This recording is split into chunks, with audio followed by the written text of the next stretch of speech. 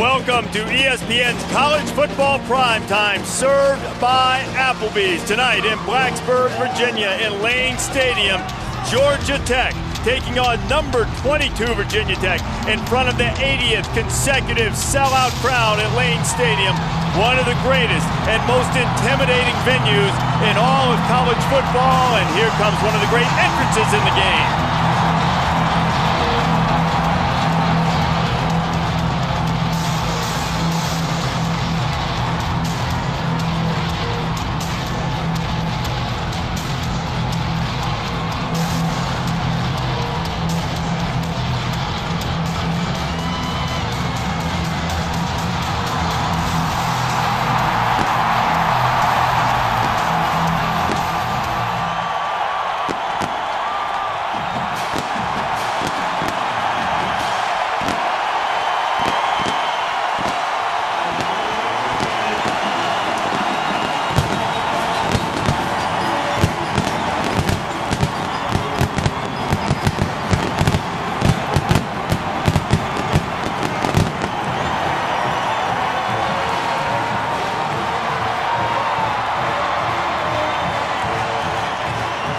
Touch that Hokie stone and reach for excellence, and that is what Virginia Tech is doing tonight.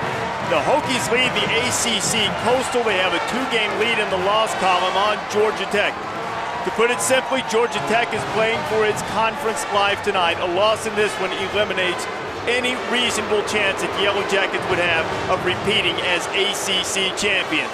Glad to have you with us tonight. What a night it's going to be. We're here with 66,000 plus of your closest friends. Reese Davis, Craig James, Jesse Palmer. Jen Brown's going to join us in just a little bit. Since the ACC went to divisional play in 2005, either Georgia Tech or Virginia Tech has represented the Coastal and played in the ACC championship game. It's created a little bit of a rivalry between the two, and combined, they've won the last 3 ACC titles. But Craig, both teams have had to overcome embarrassing early season losses, and there's a little bit of a testiness to these two. Yeah, it almost makes you wonder, why does anybody else even play in this division, right? So far. Very balanced division. But, I get a feeling in watching Virginia Tech that they've caught their breath. They lose to Boise State that everybody watched. They lose to James Madison, and they quietly put their team together. They have placed themselves in a position now where they have control of their destiny. They can do whatever they want on the rest of the way out, but they have to win. It's almost like Bud Foster told us yesterday. He said, our team needs to play with their hair on fire for 60 minutes, not 57 minutes, because that cost them against Boise State. Virginia Tech has had great play all season long from senior quarterback Tyrod Taylor. In 4 years, we've watched Tyrod Taylor grow up right in front of our eyes. He was platooning in a 2-quarterback system in his first 2 years. He's had to play with young, inexperienced wide receivers. He's a great athlete that used to be a run-first quarterback. Now he's developed into a pocket passer that only runs when he has to.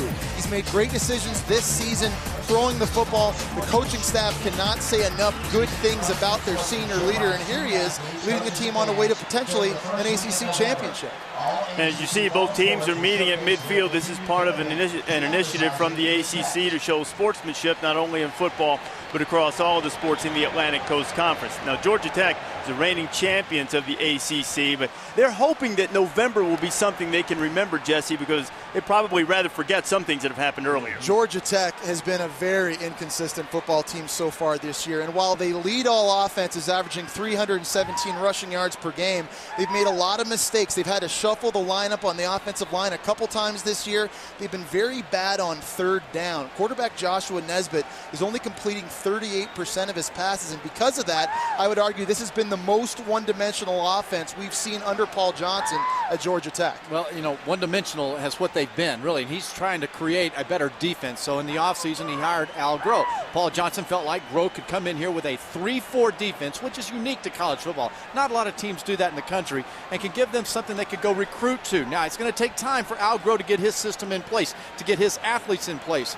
And as he said to me several times, Craig, sometimes you just have to say, what the heck, and go for it. So in this game tonight, against Tyrod Taylor, Al Groh will gamble some, hoping to win, but it might burn them at times. See how many times they get limited to that. Well, Frank Beamer's hoping his team gets off to a great start. He's with Jen Brown. Coach, Georgia Tech comes in tonight's game as the #1 rushing offense in the country. How do you slow them down? You got to be very disciplined, take your assignment, be ready to adjust. They adjust, you got to adjust. But most of all, I think you got to get after them.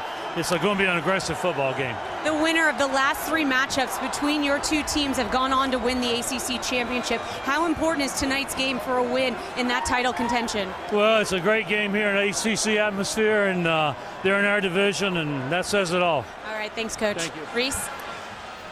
All right, Jen, and it is a perfect November night for football in Blacksburg. If you like it a little chilly, it feels like football. It's about a 20% chance of rain. A little drizzle came down a little while ago. Temperature just over 40, might dip into the 30s before we're done here in Blacksburg tonight.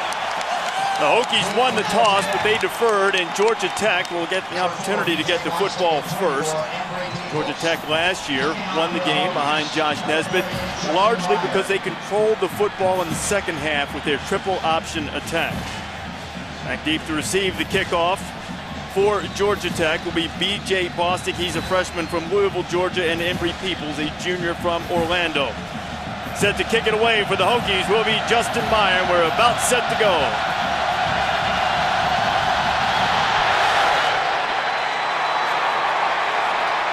Peoples driven into the end zone, and he'll bring it out. Embry's got a seam, and he's still on his feet. Embry Peoples across the 40-yard line, and Tech will have great field position. Meyer was able to perhaps save a touchdown. Joshua Nesbitt opens up tonight. He's 42 yards short rushing. The ACC all-time leader among quarterbacks. In a win over Virginia Tech last year, Georgia Tech really struggled in the first half running the football. Paul Johnson made some adjustments, and Joshua Nesbitt totaled 122 rushing yards, 3 touchdowns, none bigger than this score late in the game that would ice it. There was a comment after the game, too, something to the effect that he took some pretty good shots during the celebration, maybe even tougher ones than he took in the game. The Hokies noticed. We'll leave it at that. Nesbitt struggled throwing this year, and he'll try to pass it on first down. And Nesbitt, who is completing just over 38%, is 0 for 1. It'll be 2nd and 10. What about the impact players when the Jackets have it? Anthony Allen is playing the B-back position. He's going to line up right behind Joshua Nesbitt. He's been really good in his last 2 games, averaging 6.6 yards per carry. Well, and out wide, Stephen Hill has to step up and make plays. Leads the team only 12 receptions. They don't throw it a whole lot. And if Virginia Tech is going to get off the field, it'll largely be the play of Bruce Taylor, inside linebacker. He leads the team, tackles for loss. We'll see if he can get in that Georgia Tech backfield and disrupt the option tonight. The pitch, big hole, and still on his feet is Orrin Smith, cutting back to the middle of the field, and the sophomore from Phoenix City, Alabama, is just short of the 30-yard line. Jaron Hosley making the tackle. Very important in this ball game, the linebacker level, number 51, Bruce Taylor. They have got to get outside. Taylor in the inside pursuit never filled the alley. The most dangerous thing about the triple option is that the ball can be in 3 different places in an instant. You have to play great assignment football on defense. Option again. Anthony Allen, he's the B-back, a good carry inside the 25. Success on first down will help the Jackets on third down later if it comes to that. Well, and I'll tell you a number on that there that rings home for you, Reese, that the Jackets, if it's 3rd and 5 or less, 51% they complete. If it's 3rd and 6 or more, only 25%. And better still if you deal with a 2nd and 3. And a couple of early down successes for the Jackets so far. Allen's got it. He's stopped by Lindell Gibson, and here comes the first 3rd down opportunity of the night for Georgia Tech. And you see the differentiation that Greg was just talking about, not only between the yardage that they had to go, but the disparity between last year and this year. Remember, this is a 4-down offense. This is an offense that they don't think about punting. If it's a manageable 3rd down, they're thinking about going for it on 4th.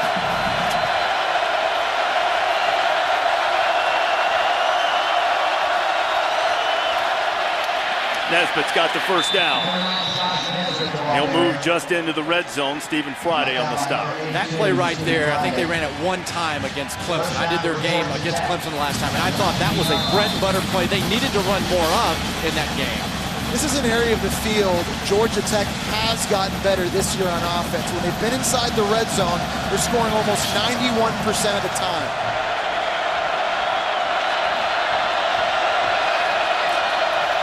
Red zone snaps the option. Allen has it now and rumbles down toward the 10. You know, Bud Foster told us yesterday the first thing you have to stop is the dive, and they've had good pickups on the dive early. You know what? This Georgia Tech offensive line last week in their game against Clemson played against Naquan Bowers and those guys.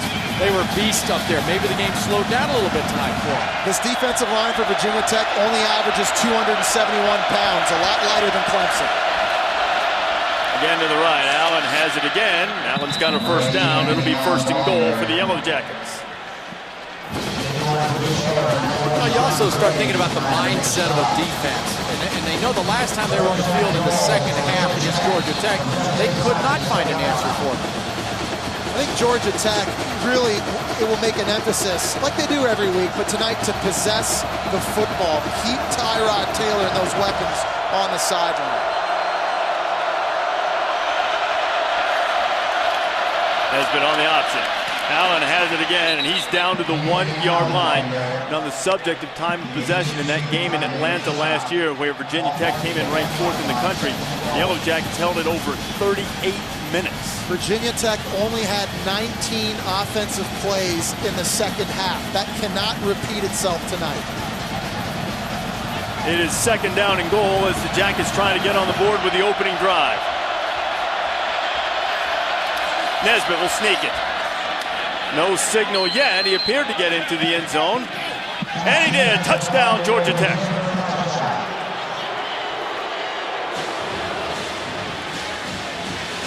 And the man who already owns the record for rushing touchdowns by an ACC quarterback, has the 34th of his career, is Joshua Nesbitt, puts Tech up 6-0. Josh Nesbitt, one of the big things about him is the strength that he has. He's in there, he's stuck, and he doesn't give up his legs, trying to get the point of the football to break the plane. The officials are going to send this upstairs to the replay booth. We're blocked by the official to see whether Nesbitt did indeed break the plane of the goal line before he went down. His elbow goes down there. It looks like here the ball's crossed the plane from that angle. His legs never touched the ground. He's got the ball in the right hand. And see, there it goes down. I think that's a touchdown. That's a touchdown. Yeah. There's no indisputable video evidence to support otherwise. I would suggest there's indisputable video evidence to say it's a touchdown. Absolutely. Well, what a great drive for Georgia Tech here coming on the road. One thing Paul Johnson had been telling us this week, that this is our last stand. We have to win this game if we have any chance of repeating as ACC Coastal Division champions. And they get a great drive led by Joshua Nesbitt to score what looks like an apparent touchdown on the opening drive of the game. You take another look at Nesbitt on the sneak. You see, though, the center and the guard and the activity and the strength that they're showing on this opening drive up front for Georgia Tech. They just did not have that kind of success. The ruling on the field stands. Touchdown. They didn't have that kind of success against Clemson at all during that game last week. So a 9-play, 58-yard drive, eats up 3 minutes and 40 seconds, and on to attempt the extra point will be Scott Blair, who has made 66 in a row for Georgia Tech. Toe meets leather. The legendary voice of the Jackets, Al Serraldo, used to say, and it's good. And Georgia Tech takes a 7-0 lead with its opening possession. We'll see Tyrod Taylor and the Hokie offense and see if they can answer Nesbitt's opening touchdown. 7-0 visitors in Blacksburg. Opening drive, 58 yards, and the Yellow Jackets take a 7-0 lead over Virginia Tech. Celebrating its 6th year sponsoring the Good Hands Field Goal Nets, Allstate makes contributions to participating universities' general scholarship funds for each field goal and extra point kick. To date, Allstate has contributed more than $2.3 million in scholarship money. Nesbitt let his team down, but Foster's team unable to stop the option on defense, and we will soon see Tyrod Taylor in the Hokie offense. A couple of dangerous return men deep for Virginia Tech, David Wilson and Dyrell Roberts. Both have kickoff returns for touchdowns in their career. Roberts took one back last year against Alabama. I think Dyrell thought for a minute that he was in the end zone, and now he's going to head for the other one. There's a block in the back. There's a flag down the 10-yard line. Jeremiah Atachu freshman linebacker playing on special teams, gets Roberts to the ground. Illegal block in the back. 98 the receiving team. 10-yard penalty. Will be half the distance to the goal. First down. Derek Hopkins is the one who is caught for the block in the back, and the Hokies gave up an opening drive, and now they'll start for less than advantageous field position for Tyrod Taylor, the Hokie quarterback. Tyrod Taylor is the winningest starting quarterback in school history. He's been so good throwing the football this year, 4th in the country in passing efficiency. He is 95 yards of total offense short of the all-time Virginia Tech record. With that, he would pass Brian Randall. And get 94 of it on this play, perhaps. They're a long way back. Darren Evans will have the first carry of the night. One of the 3 running backs we'll see tonight gets it across the 5. Let's go with the impact players when the Hokies have it. Jared Boykin is a big physical receiver. He's a possession receiver for Tyrod Taylor, and Tyrod Taylor will go his way when he's isolated to the near side of the field tonight. Taylor's hoping he can go the way of the guys behind him, led by Darren Evans and those 3 backs, Wilson and Williams. We'll see them all tonight. And Gerard Tarrant of Georgia Tech, he has 5 career non-offensive touchdowns. That's more than any active player in the ACC. He's moved to safety and has a nose for the ball. See what he can do against Taylor. He'll throw it for the first time tonight, and it's complete to Cole. Danny Cole makes his 16th grab of the season. It'll be a first down for the Hokies. Dating back to the spring, really, of Taylor's freshman year, watching him in practice and hearing Beamer talk about him, the precision of knowing where to go with the football and getting it there immediately. You're exactly right, Craig. Just does a nice job working through his progression. The fullback's the first read in the flat. It's not there. You work right to Danny Cole, first down. With a 15-yard pickup, Tyrod now needs 80 yards for that Virginia Tech mark, total offense.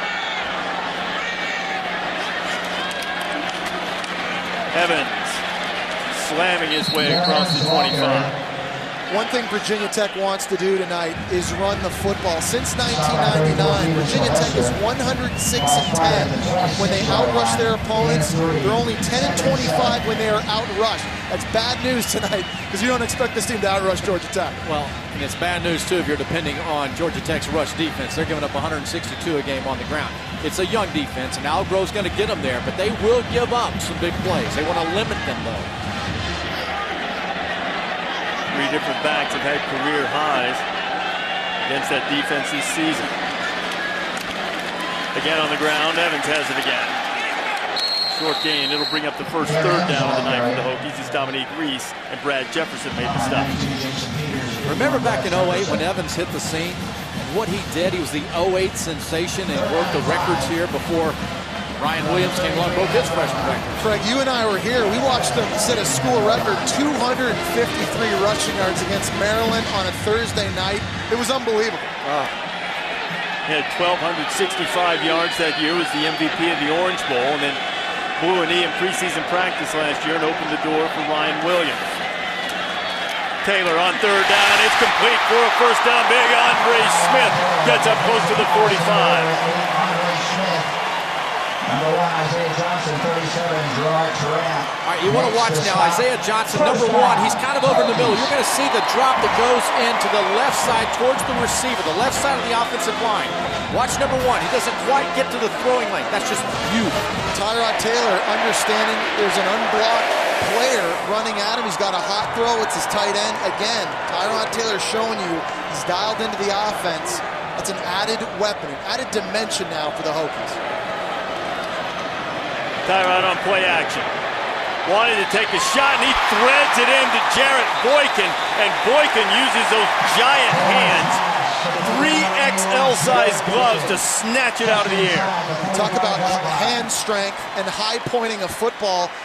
This ball right here is being driven on by safety Mario Edwards, but the 6'2" receiver goes up, high points, and just the hand strength. A lot of people break that pass up.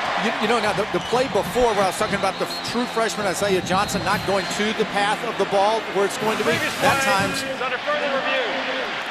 They're going to look and see if that first foot got down before the second toe hit the out-of-bounds marker to see if the completion will stand.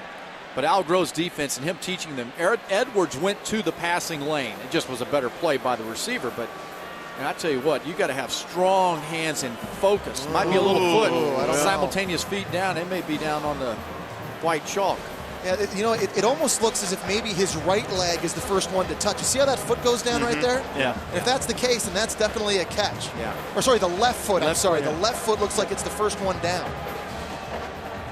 You see the left foot, one on the back. Hey, yeah, the left foot I think touches first. I think that's a catch. Inbounds. It's amazing.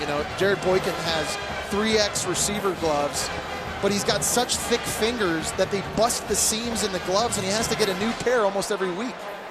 I don't care how thick or long or whatever they are. It's how strong they are. That's what is unbelievable, is the strength to go up and get that football and bring it down.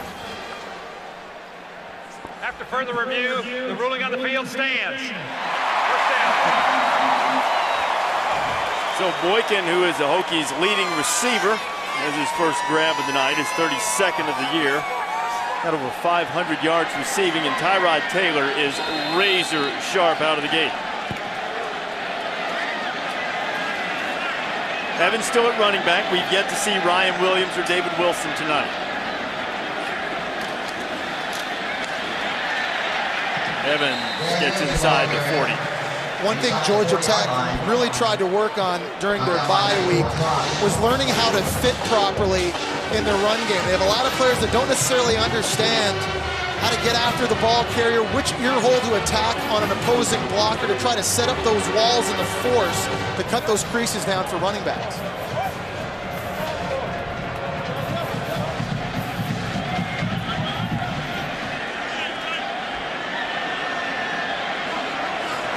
Second down. Evans has it again. Aaron pushing forward, but he's greeted by a swarm of Yellow Jackets, and it'll be third down for the Hokies. This offense has been able to have success over the stretch that they're in right now because the offensive line has gotten better. We talk about the receivers, the quarterback, the running backs, all that, but the up-front success has been a lot better. In 3 of the last 4 games, this offensive line is graded out over 80%. And that's a win here at Virginia Tech. They've played so much better as a unit here in recent weeks. Third and a short 4 facing Tyrod Taylor.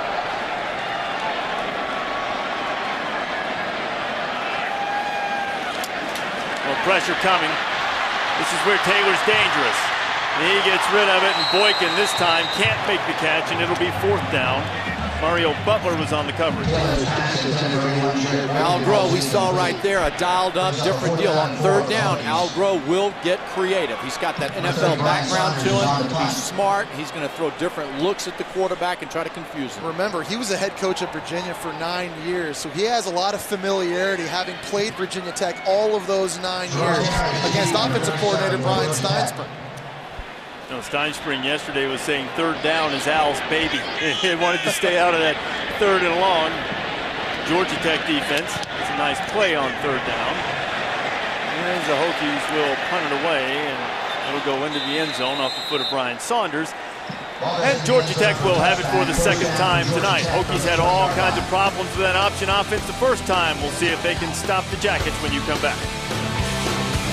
Here at Virginia Polytechnic Institute, great research institutions, Georgia Tech on top of Virginia Tech, 7-0. And one of the great things that Virginia Tech has produced over the years, tremendous defensive players, and none greater than Bruce Smith. Dominant player for the Hokies in the early 80s, and of course went on to an illustrious professional career as well. He's here to watch the alma mater play tonight.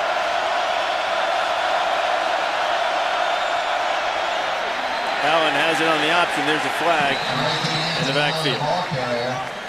Hit immediately by 51 Bruce Taylor, 44 Lindale Gibson. Penalty flag is down. Illegal shift against the offense. 5 yards to previous spot. Still first down. You're seeing Joshua Nesbitt really take his time at the line of scrimmage because he's letting the defensive pre-snap read dictate which direction they're going to go with the offense. But that kind of play right there is what drives Paul Johnson crazy. The little things before the snap or during the execution. He says we're beating ourselves. Little things. It's been the frustration for the Yellow Jacket boss, who says he thought his offense would be a little farther along. Penalties, missed assignments, wrong paths on the option. all befuddling the Jackets. The quick toss. Turning the corner is Jones, and Roddy Jones gets up across the 25-yard line. He'll be about 4.5 yards short of the first down. All right, here's what Nesbitt's seeing over on the left side. 1, 2, 1, 2, 3. That's called 3-on-2, right? And you've got the angle on that middle linebacker. That's a winner. You got a receiver coming back from the outside to block inside. That's a numbers game. That's Orwin Smith getting that block on the perimeter. In order for this offense to be successful, they have to have great blocking downfield by the wide receivers. Allen has it on the inside.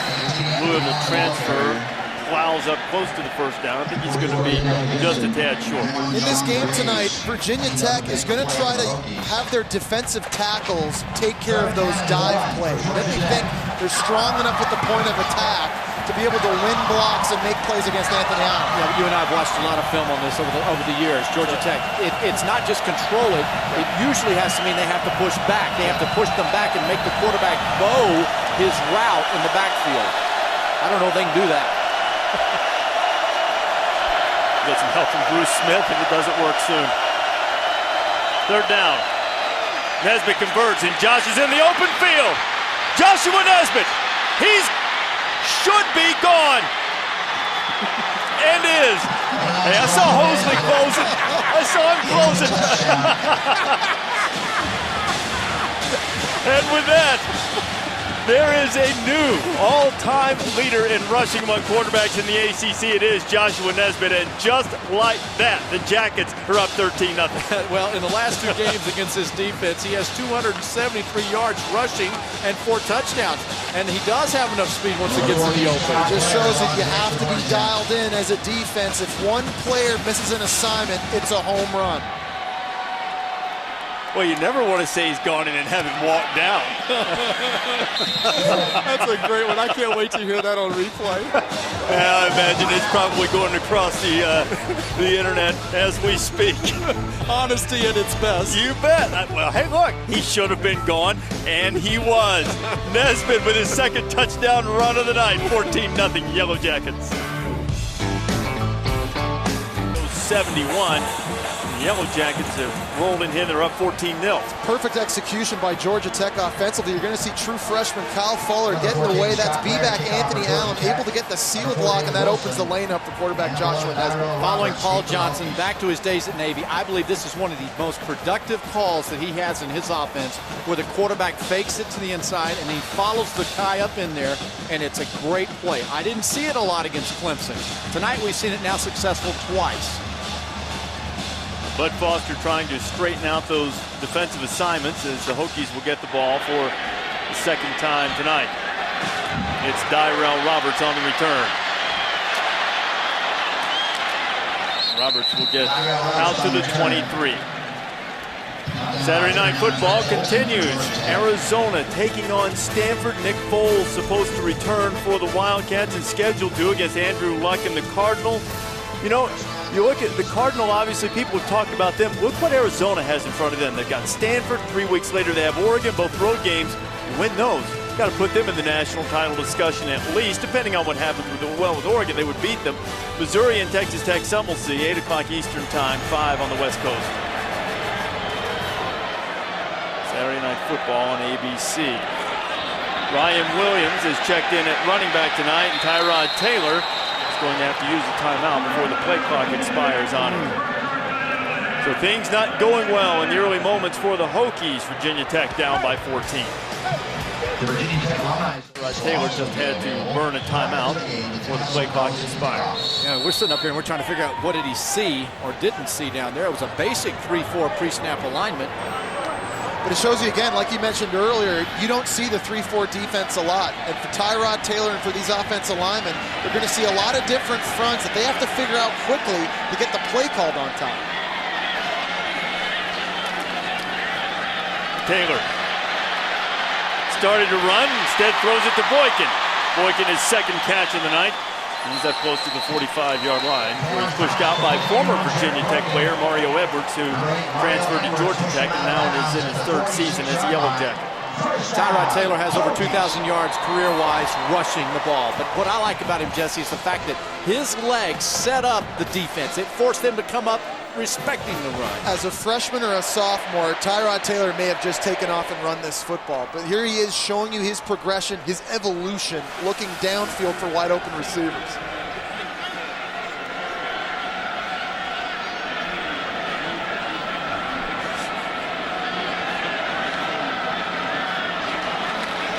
Taylor showing a little option. This is Josh Oglesby, and Oglesby, who used to be a tailback and has moved to the fullback position, gets it into Ramblin' Wreck territory.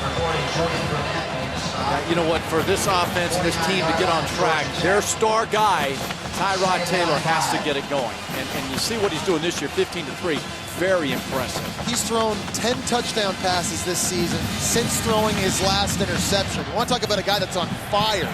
That's Tyrod Taylor right now. He needs to stoke the fire right now. Four receivers at the bottom of your screen. Ryan Williams behind them. So trying to find a way to get to 34 quickly. They are. There goes Ryan Williams, who's had a hamstring problem that's kept him out much of the season. He gets down to the 40-yard line and moves the chains. Great blocking out front by the receivers, Cole and Roberts. Bye week came at a really good time for Ryan Williams. The coaching staff said he had a lot more juice in his step, a little bit of burst in practice. Tyrod just getting the football out quickly to his playmaker. He's able to make use of downfield blocking. A little bit of that speed coming back, Greg. Again, that's a tailback getting the football. That is nothing more than a toss sweep with three receivers out front blocking for you.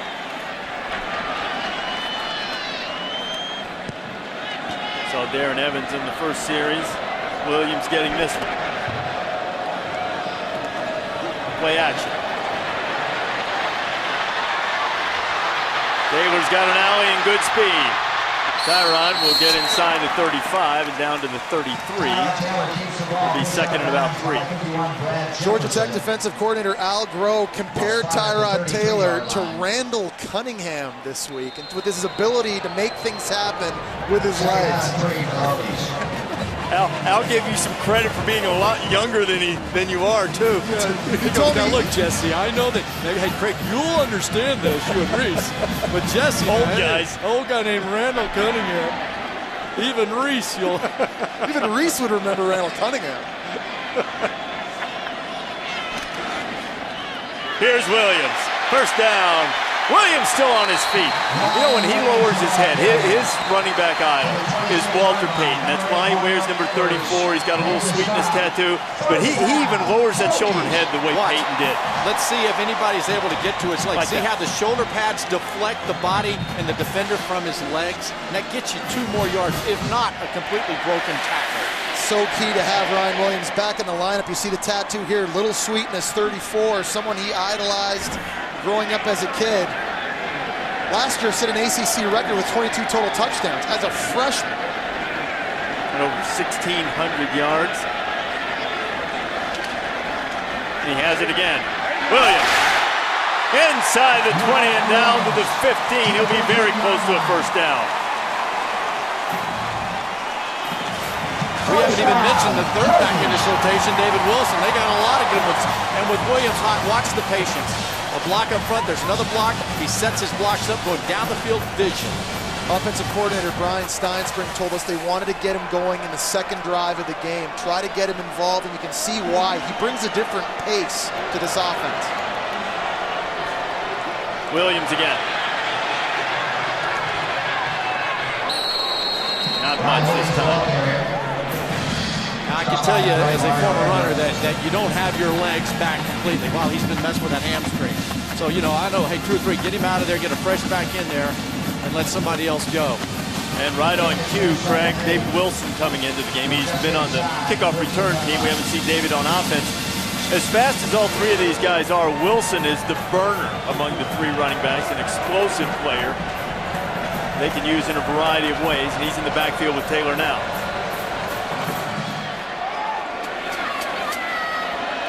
Second and 8. Taylor gonna run it. Tyrod down inside the 5-yard line. Inside the 5-yard line. The red zone is the best area of the field for a quarterback to run. When the defense is playing big zone coverages, linebackers are dropping out in the second level. You see these guys all get out in linebackers, and he's able to make a play downfield. He's got a block by David Wilson. It almost looked like David Wilson kind of got downfield a little bit, maybe made a block, really got on him early. That's that green dog deal. The linebacker came up in coverage on him. Wilson just kind of ran into him. He thought he was rushing. He wasn't rushing. He was covering him. First and goal for the Hokies. Williams.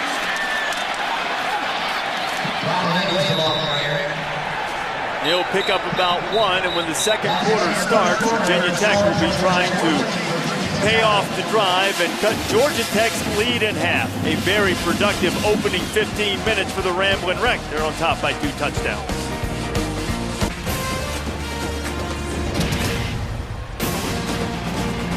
Back here in Blacksburg, Georgia Tech, a couple of first quarter touchdowns, take a 14-0 lead, but Virginia Tech is threatening. They have a second and goal on the Yellow Jacket 4, trying to cut the lead in half in front of the 80th consecutive sellout crowd in Blacksburg. Ryan Williams has it. Williams to the corner. Touchdown, Hokies.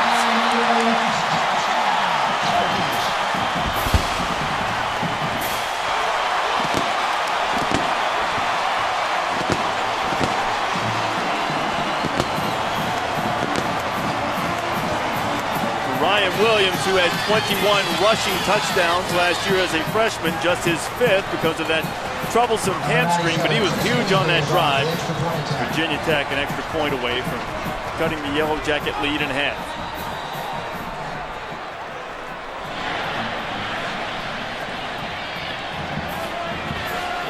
Officials hold up the proceedings for a moment. Everything's in place, and now Chris Hazley can attempt the extra point.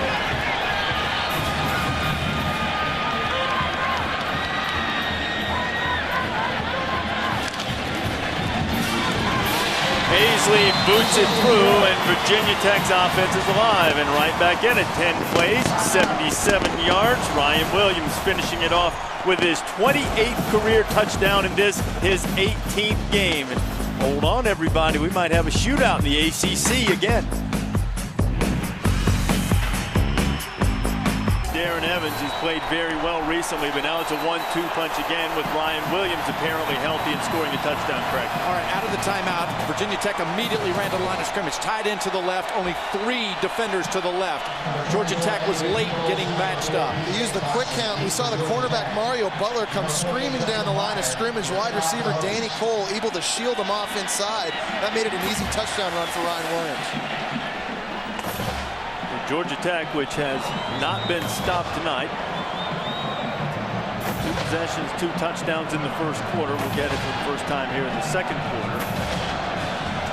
Henry Peoples and B.J. Bostic back to return the kickoff from the Hokies. It'll be Bostic.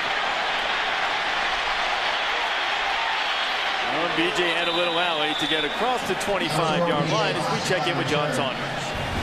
Reese and ESPN Right Now brought to you by Miller High Life. Former Mississippi State quarterback John Vaughn says a former teammate of his allegedly sought payments in the range of $200,000 to secure Cam Newton's signature on a national letter of intent. Apparently that former teammate is Kenny Rogers, who said it would take some cash to land Newton. More at halftime. Back to you, Reese. All right, John, an extensive story on that on ESPN.com right now that you can check out as Anthony Allen gets it on the dive on the option and gets across the 30-yard line. That's one of those potential distractions that Gene Chizik's going to have to deal with at all. You know what? Talk to the team about it. Say, hey, fellas, there's nothing to this until it has been checked out thorough. And even then, there's nothing you can do about it. So focus on your responsibilities and play your game. Then the Auburn Athletic Department did issue a statement simply saying that Newton's eligible to play, and that's all that we're saying right now. Allen is stuffed, virtually nothing. First to hit him was Antoine Hopkins. Antoine Hopkins has a younger brother, Derek Hopkins, who's a true freshman that lines up right beside him. The older brother, Antoine's nickname is Hop. His younger brother, Derek's nickname is Skip. And they actually have a little baby brother whose nickname is Jump. Where they all say, by the way, as Derek's not in there right now, there's John Graves, 91 beside him. As always, they always say the younger brother, he's going to be better than all of them. On third down, Allen has it. And Allen gets close to the first down. Now, for most coaches, this is a no-brainer, 100-away situation. Paul Johnson's not most guys, not with this offense, and not with his philosophy on fourth down. He better be like most guys, though, when you got a 14-7 lead. Wow. This is what Virginia Tech defensively knew they were getting into. Now's the time. You want a big momentum change? Put your cleat in the grass. Let's go. You saw the stat, 16-25 on fourth down.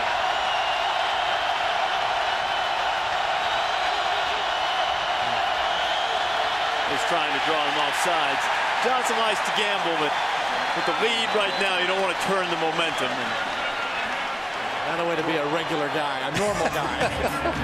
He may surprise you a little bit later on. You never know. It could be. 15, Georgia Tech and Virginia Tech here, 4th and 1. Paul Johnson called the timeout after trying to draw them off sides. Doesn't look as if he's going to be a regular guy, Craig. He's going to go for it from just across his own 35. And now he's going to have to punt it because he's got a right tackle that moved. I believe that was Austin Barrick who... Ball start, 73 of the offense. 5-yard penalty. Still fourth down. I think the first thing here, Virginia Tech's D-line is trying to bait Nesbitt to call a play right over the right guard, but that quick motion shift obviously causes the false start. If they were going to run, I believe it would have been that quarterback draw that goes right in there behind Allen, the B-back leading the way. That has been very successful, and that's why Virginia Tech was shifting to the right side of the offensive line. Sean Poole, who doubles as an infielder on the Tech baseball team, punts it away. Aaron Hosley makes the fair catch at his 35. Now for tonight's weekend menu, brought to you by Applebee's. Several games involving ranked teams, most notably the one in Salt Lake City where College Game Day will be. How about that TCU team behind the quarterback play of Andy Dalton? Have won 22 straight regular season games. Meanwhile, Utah's won 21 straight at Bryce Eccles Stadium. Something has to give. Alabama and LSU, teams trying to stay atop the heap among one-loss teams. Same with Arizona and Stanford. Great Saturday of college football coming up the first Saturday in November. Tyrod Taylor has it back. Tyrod's going to run with it. And Tyrod is now the all-time leader in total offense at Virginia Tech, passing Brian Randall with that 11-yard run, and he moves the chains in the process. One thing's for certain, as you look, as the quarterback sees the secondary, 4 are rushing, you've got 1 in the middle, and everybody's covered up down in the secondary. This offense is so much more unpredictable with Tyrod Taylor now as a senior. A couple of years ago, this offense runs the ball on first down, they run it on second down, to set up play action on third down. Here they are lining up in shotgun, spreading the field, trying to throw for it on first. A total 8,039. There'll be a lot more where that came from before this season's over. A quick completion to Jarrett Boykin, going to pick up 9 on first down. And to your point, Jesse, about the way the offense looks different, you know, Al Groh was talking about this, as you mentioned earlier. He spent a number of years as the head coach of Virginia, very familiar with what Brian Steinspring does, but he even said this looks nothing like what Virginia Tech used to do back when he first started at Virginia. And when he first started against Tyrod Taylor, Taylor wasn't as efficient a quarterback throwing the football. You see how good a pass that was that led the receiver up the field to get those yards? Very natural. Wilson still on his feet. He's going to be given forward progress. It'll be a first down at the 43-yard line. Julian Burnett and Gerard Tarrant on the stop. But you know, one thing now that Al Groh will have to account for is that Tyrod Taylor running the ball. You saw those 7 dropping into coverage. So he's over scratching in his head right now, right? Jesse's thinking, okay, first down, what if he throws the ball? He's been telling his defensive linemen all week, keep Tyrod Taylor in the pocket. And you're right, Craig, those linebackers now have to start putting an eye in the backfield because they need to go pursue the football if Tyrod Taylor takes off.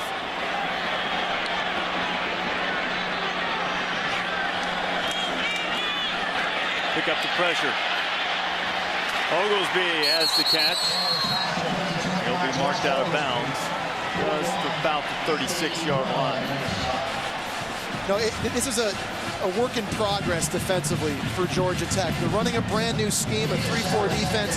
They may not necessarily have the right players playing the specific positions in order for this defense to be as effective as it is. They probably have to go out and recruit some different guys to fit the defense. Especially the outside linebackers. They have to be behemoths. They have to get to the quarterback, and the defensive ends have got to be 290, 300 pounds and dominate. Wilson. Dominating on that play is Anthony Abunaway to transfer from Tulsa, who's moved into a starting linebacker position. But we asked head coach Paul Johnson why the change on defense. You guys won an ACC championship last year. What's the point? And he said, you know, I wanted to get better on that side of the football. I wanted to get a system like we have on offense that we could recruit to. We could play the same defense week in, week out.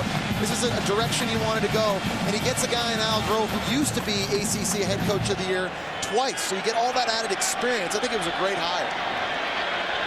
Taylor's emptied the backfield. He needs 3. Pressure coming. He got rid of it and found his tight end, Andre Smith, for the first down.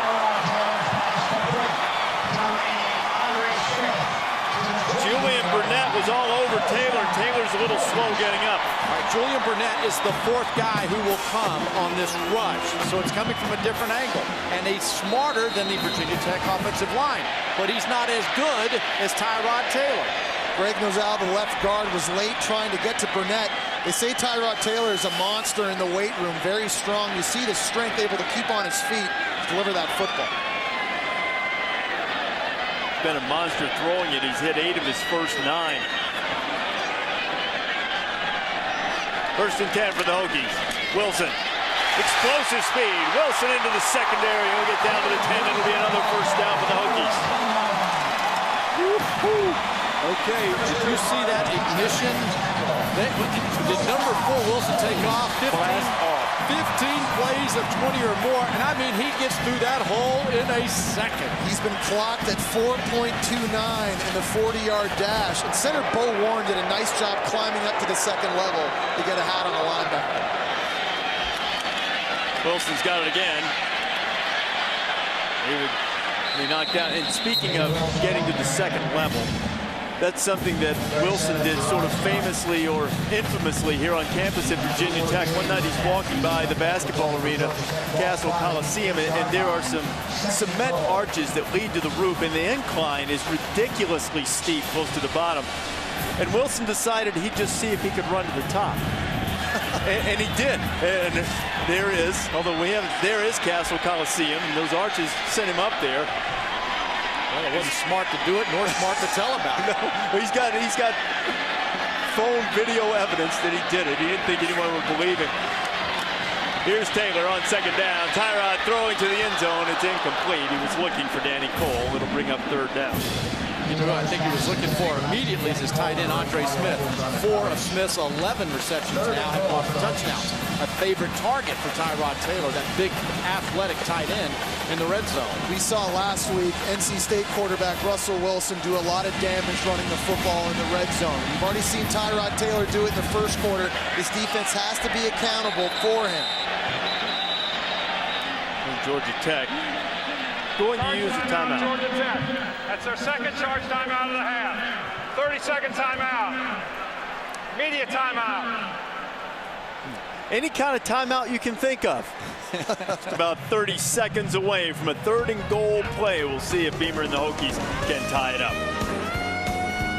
All of those faces, Michael Vick, Percy Harvin, Bruce Smith, from the 757 area code. You better have a direct line in there if you're in this part of the country recruiting. Look at some of the great stars in the NFL and previously in college football who came from that area. One of them from Hampton is Tyrod Taylor on a 3rd and goal. Tyrod, all the time in the world, directing a little traffic. Not enough room to run it in. He's got it. Oh, he's picked off in the end zone, intercepted by Rod Sweeting. And that was not a wise decision by Sweeting to bring it out, but it does stop the Virginia Tech drive. number 6, Ross Paul Sweeney. Johnson will take it, though, whether it's at the 6, 10, or 15, but he got a turnover from his defense. Al Groh's defense kept looking for jerseys crossing in the back of the end zone. Jesse, he couldn't run because they had a spy on Taylor. I was really curious to see if Georgia Tech was going to try to bring pressure to Tyrod Taylor so that he could not run against the soft zone. Instead, they just dropped 8 bodies, and they do a nice job working laterally, keeping their eyes on Taylor. It was a bad decision trying to force the football in the baseline of the end zone. He throws it behind his intended receiver, Marcus Davis. Turnovers in the end zone are killers. A golden scoring opportunity goes awry for the Hokies, and the Jackets have it back. Nesbitt, he doesn't know the pressure's coming. Now he does. Joshua gets away and throws it away. Wendell Gibson was trying to sneak up on Nesbitt. I'm going to go back to that last interception now. Al Groh made a decision to spy and to drop, right? And Brad Jefferson, number 51, just stayed 15 yards in front of Taylor and would not. And Taylor could see him, he could feel him. So Al Groh made the adjustment, put somebody on Taylor where he couldn't run the football in the end zone. Second down and 10. And Tech again jumps the gun. Yet another false start penalty, and another one of those mistakes that's been driving Paul Johnson nuts. Gets the offense. Number 5. Half the distance to the goal. Second down. You know, a lot of the Georgia Tech players talked about how their freshmen and sophomores were very wide-eyed in their loss at Clemson 2 weeks ago. They're a little worried how they would do tonight. Lane Stadium here at Virginia Tech, easily the loudest stadium in the ACC. And as Bud Foster told us, play with your hair on fire for 60 minutes. He needs his defense to play with their hair on fire the next 2 minutes for field position to get the ball back to his offense.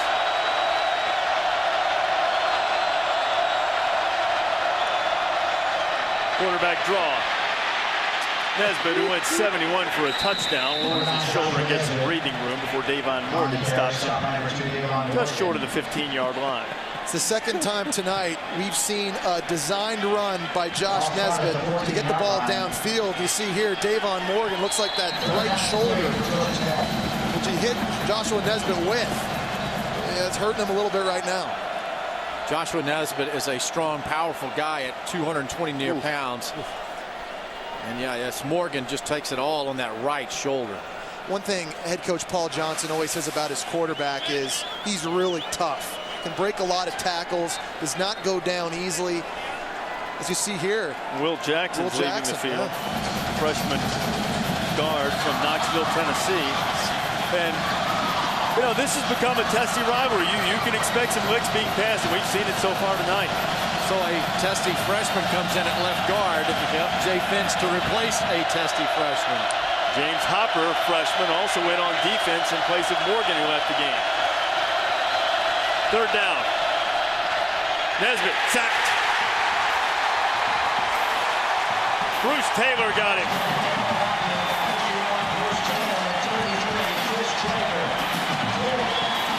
Total collapse of the left side of the offensive line. Jay Finch, watch the back step on the left side of the O-line. 50, he backs up. It's just caved in. Nothing there. Left tackle completely whiffs on Chris Drager, the left end. You see number 33. He was able to get his hands up, and that forced Joshua Nesbitt to have to pull the football down. And the Yellow Jackets punted away. Jaron Hosley, 8th in the nation in punt returns. And he has a touchdown on a return this year. Hosley put it on the ground. A flag flies in as Tech saying that they got it. Julian Burnett was down in the middle of it. Georgia Tech does have it. The flag flew in at the last minute. We'll have the referee, Tom Zamorski, sort it all out, but Burnett knocked it away, and Isaiah Johnson recovered it for Georgia Tech. And I think Johnson's going to be happy with the result of the play.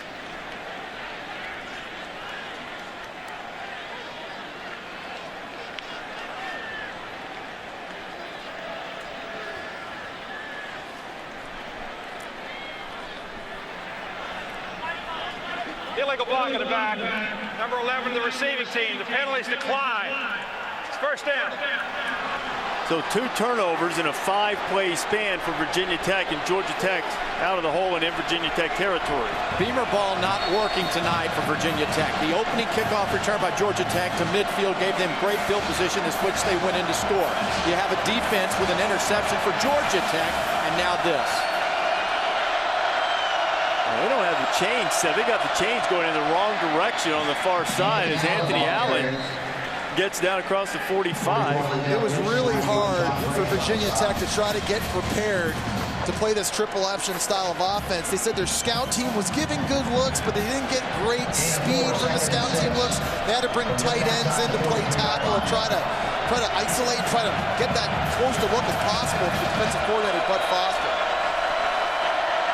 Now the change is set across the way. We don't know exactly how far they have to go. Allen into the secondary. Anthony on his feet.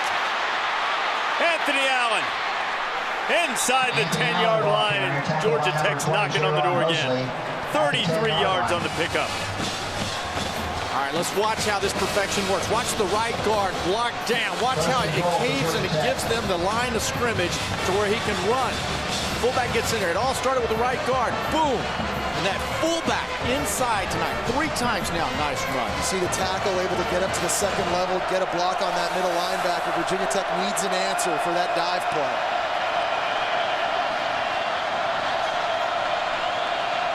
First and goal. Have to go the full 10. Quick pitch. Roddy Jones. He'll lose one.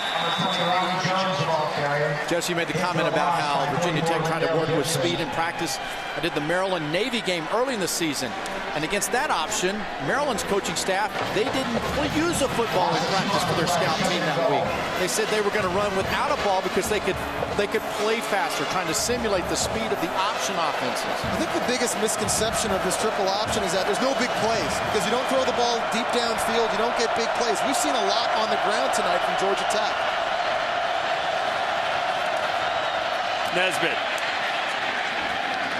Knocked down at about the 7-yard line by Davon Morgan. And the one thing that Georgia Tech was able to do last year when they had Bebe Thomas, who was a first-round draft pick at wide receiver, they did get some plays down the field. And that's one thing that's been missing from the Georgia Tech offense so far this season. They're completing only 38% of their passes. If that ends that way this season, that will be the worst total we've seen in the Football Bowl subdivision since 2000. How about the number coming into this game? 7 of 39 completions were for a touchdown.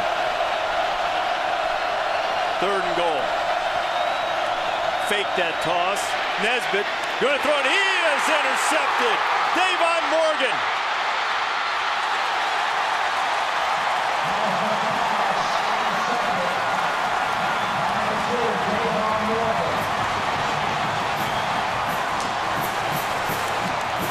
And now Nesbitt is down as he was trying to make the tackle, as both veteran quarterbacks, both seniors, have thrown interceptions in or near the end zone, and Nesbitt is still not up. And this could be very troublesome for the Yellow Jackets. You see Joshua Nesbitt here get to the outside. There's some pressure from Chris Drager, the defensive end. He wants Anthony Allen in the flat, forces the throw. It was covered. That ball should have been thrown away. Davon Morgan doing a great job jumping in front of it, and there's a sudden change situation. Okay, now the last time we saw Davon Morgan and Nesbitt meeting, Morgan went out of the game. He came back in the game. This time Nesbitt's on the ground. Right on the outside as well as running the ball, Jesse. They got him split up outside, catching the football. They've got him involved running the football in conventional fashion with the fullback in front of him. He looks pretty good. They think he's only 80%. No, it's not. Joshua Nesbitt, the star quarterback for Georgia Tech, is headed back to the locker room with 4 minutes remaining in the first half. His backup is Tevin Washington, a sophomore from Wetumpka, Alabama, that hasn't played much. Tyrod Taylor tries to scramble out, and he goes down in the arms of T.J. Barnes and Jason Peters. It can't be good news for Georgia Tech when you consider what Joshua Nesbitt has meant to this offense. A perfect fit for Paul Johnson playing the quarterback position. Without their leader in a game, they have to win if they have any hope of repeating as ACC champ. Unlike a traditional passing, running offense, though, when you do lose your quarterback, the one that's behind him, can he come in and execute the option offense? They don't throw the ball. They have no success throwing it, so it's now all about the running game. Darren Evans back in the backfield for the Hokies. He has it and gets across the 35. Jen Brown's with us. Jen, what do you have on Joshua Nesbitt? Well, the trainers told me that it is his right arm, as we saw, that when he went to go make that tackle, he stretched out his arm and hurt it. So they're going to take him back, reevaluate him, see if he's going to be able to return. So we'll have to wait and see. All right, Jen, we'll keep an eye on Nesbitt and see if he stays in the locker room for the remainder of the half, which is now inside 3 minutes to go. Washington, who is awaiting his first opportunity. He's passed for just 4 yards on the season. He's run for 49 on 12 carries. A far cry from the experience that Nesbitt brings. Taylor's pass is complete to Darren Evans. Evans has a first down across the 40-yard line. It's a nice job there of Tyrod Taylor staying calm. Georgia Tech showed an all-out blitz look, bailed back out of it. Tyrod Taylor didn't force anything, didn't freak out and run away. He just threw his check down, able to move the chains. Oh, it goes back to just the maturation of Tyrod Taylor. And the guy that now makes good decisions at the line of scrimmage, Brian Steinspring, the offensive coordinator, has total confidence in his management of the game.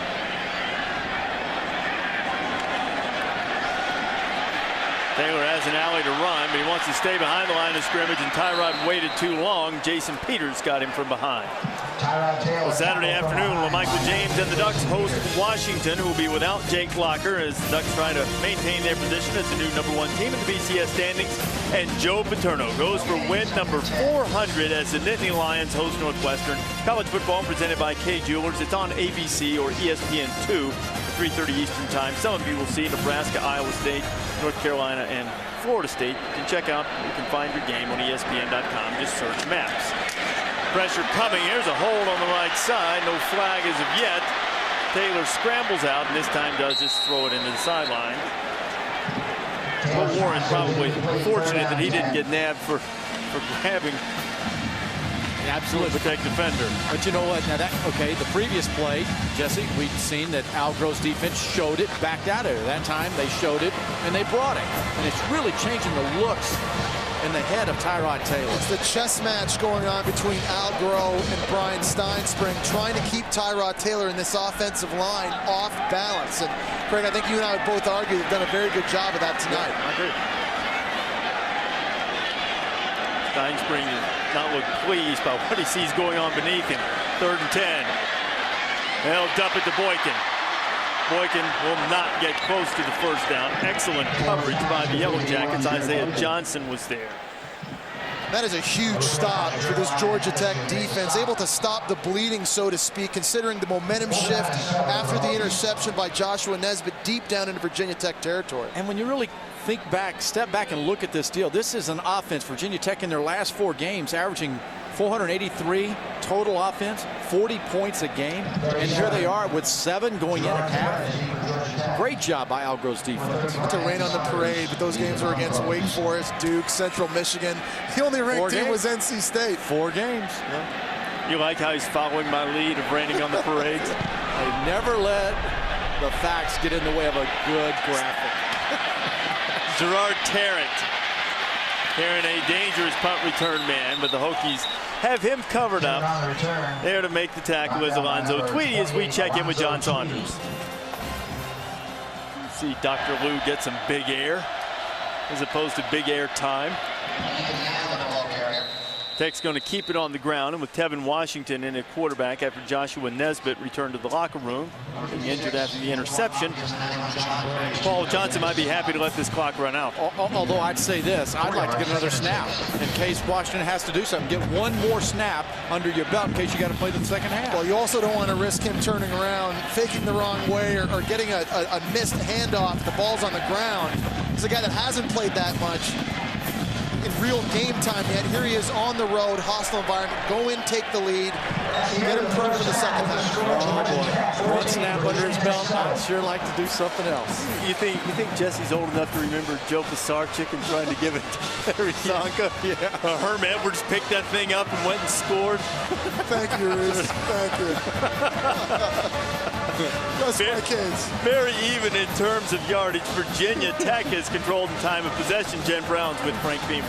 Coach, you moved the ball well, and you finished with the one drive there. You've got only 7 points here on offense. What do you need to do in the second half? Well, we need to take advantage of the opportunities. You got to take, every time you get a chance, you need to take advantage of at least get 3 points on the board through the interception. But we came back and got one too. But it's going to be a second half ball game. They had a couple of early drives there that led to the 2 touchdowns. What do you need out of your defense? Well, I think we adjusted a little bit there and got them thinking a little bit too. So it's a cat and mouse game right now. Coach, thanks so much, Reese.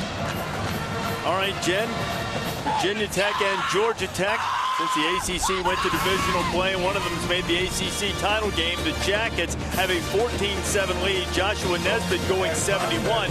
Will we see him in the second half? Jackets up by 7 as we check in with John Saunders. Georgia Tech on top of Virginia Tech, 14-7, about set to start the third quarter here in Blacksburg. Reese Davis, Craig James, and Jesse Palmer with you, but perhaps the story of the second half, the status of Georgia Tech quarterback Joshua Nesbitt. We'll check in with Jen Brown right now. Jen, what do you have? Thanks, Reese. So unfortunately, it is not good. Joshua Nesbitt has a right forearm injury. He will not be returning to tonight's game. I talked to Paul Johnson and asked him what he said to his team at the half about him not returning. He said he didn't say anything. His backup, Kevin Washington, is ready to go. That is why he came here to play football. He did not come to be a backup, and we'll see him get his chance here tonight in the second half. All right, Jen, and that is the play on which Nesbitt was hurt. He threw an interception in the end zone, potentially a game-changing play for a number of reasons. As you see, Tevin Washington, the sophomore from Wetumpka, regarded as a very fine runner, as you would expect most option quarterbacks to be. Just about set to start the second half. Nesbitt, not only a terrific player, but he's the leader. What impact do you think it's going to have on the Jackets in the second half? I think your defense has to step up. And you have to be mindful, too, of where you are in this football game. You've got a lead, and your defense has played outstanding. Now the defense has to step up with special teams. Head coach Paul Johnson is known as being one of the best in the country at making adjustments during the course of a game. What kind of adjustments can he now make on offense without its leader out on the field? Washington has thrown only 3 passes this season, completed one of them. He's run for only 49 yards. He'll have 1 touchdown run. He's only got 12 carries, and he's going to be thrown into the fire here in the second half. But the Hokies will get it first, and we're underway in the third quarter from Blacksburg. And David Wilson have the opportunity to catch it, instead wisely lets it go out of bounds. Let's take a look at our coaching adjustments brought to you by the Home Depot. Virginia Tech offensively has to find a way to block some of these exotic pressures that Al Groh has been dialing up from his 3-4 defense. Too many times, white jerseys have been running free at Tyrod Taylor. All right, this was an interception. I would recommend Tyrod Taylor take off. You're better one-on-one in open space than most linebackers in the country. Taylor has to take control of this game with his legs to open up that Al Groh defense. Taylor will get his first shot from his own 40-yard line after the second half kickoff went out of bounds. Ryan Williams starting the second half at running back for the Hokies. Taylor complete to his tight end, and another catch for big Andre Smith, the senior from Germantown, Maryland. 26, Dominic Reese made the tackle. Becoming a favorite target here of Tyrod Taylor. Good hands. Really good on third down and in the red zone for touchdown. But again, another first down pass play called by offensive coordinator Brian Steinspring, not trying to be predictable tonight. There's Groh. Al Groh, who is matching wits with that man, Steinspring, who said that Taylor's improvement was the elixir he needed to allow him to sleep at night. Tyrod has been a great face for this program over his 4 years here. And Ryan Williams will nose the ball across the 50 and get the first down and get Virginia Tech into Georgia Tech territory. There's Tyrod Taylor making a call at the line of scrimmage with his back, knowing the down and distance, and calling a play to get the first down. It shows you why this coaching staff has so much confidence in their senior quarterback. He can go out and manage a game by himself. He understands the schemes.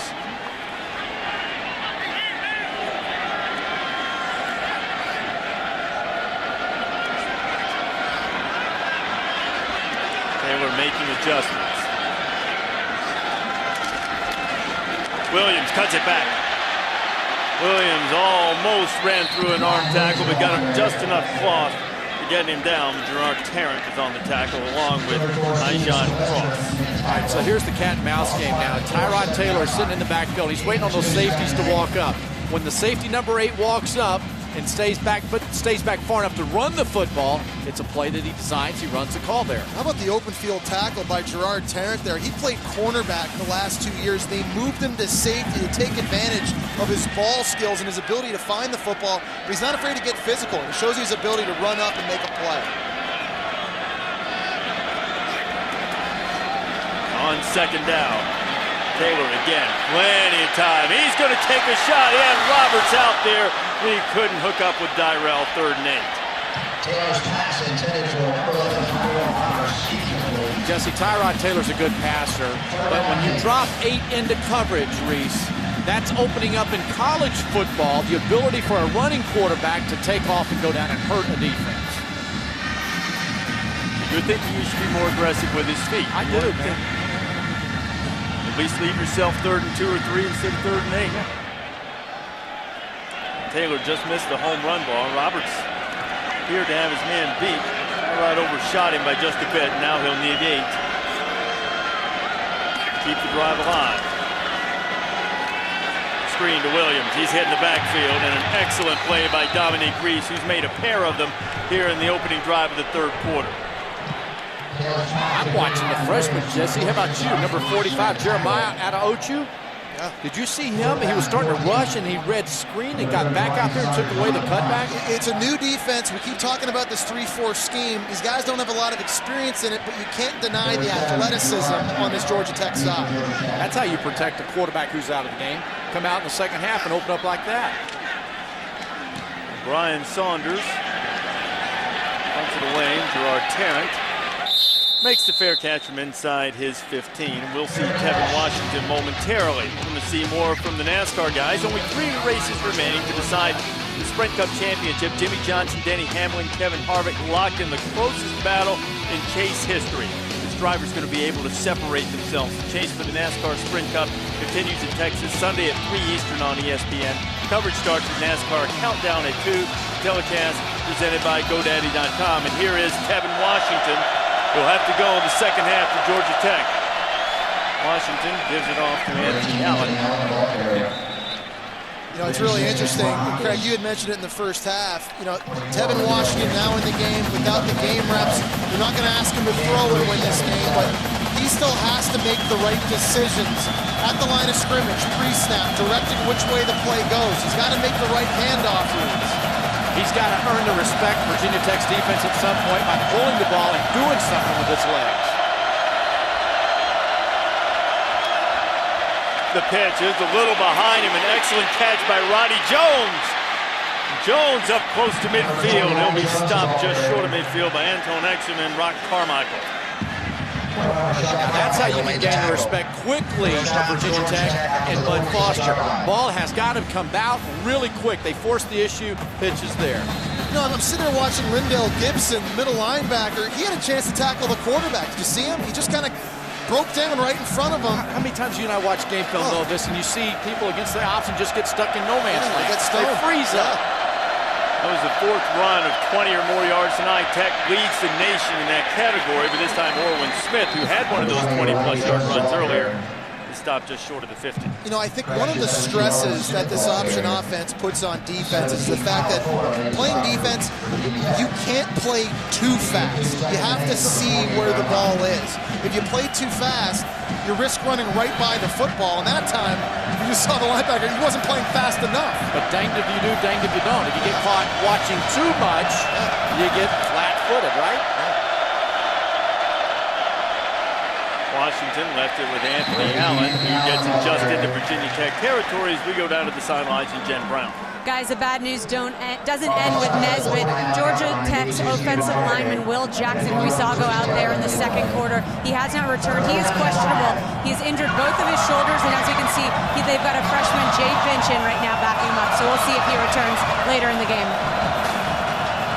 Jackson, big freshman, trying to loosen those shoulders up. And that's something that Paul Johnson talked to us about. A lot of the offensive linemen that they've recruited are freshmen and sophomores. They've got a lot of young guys up front. He's building that front wall for the future.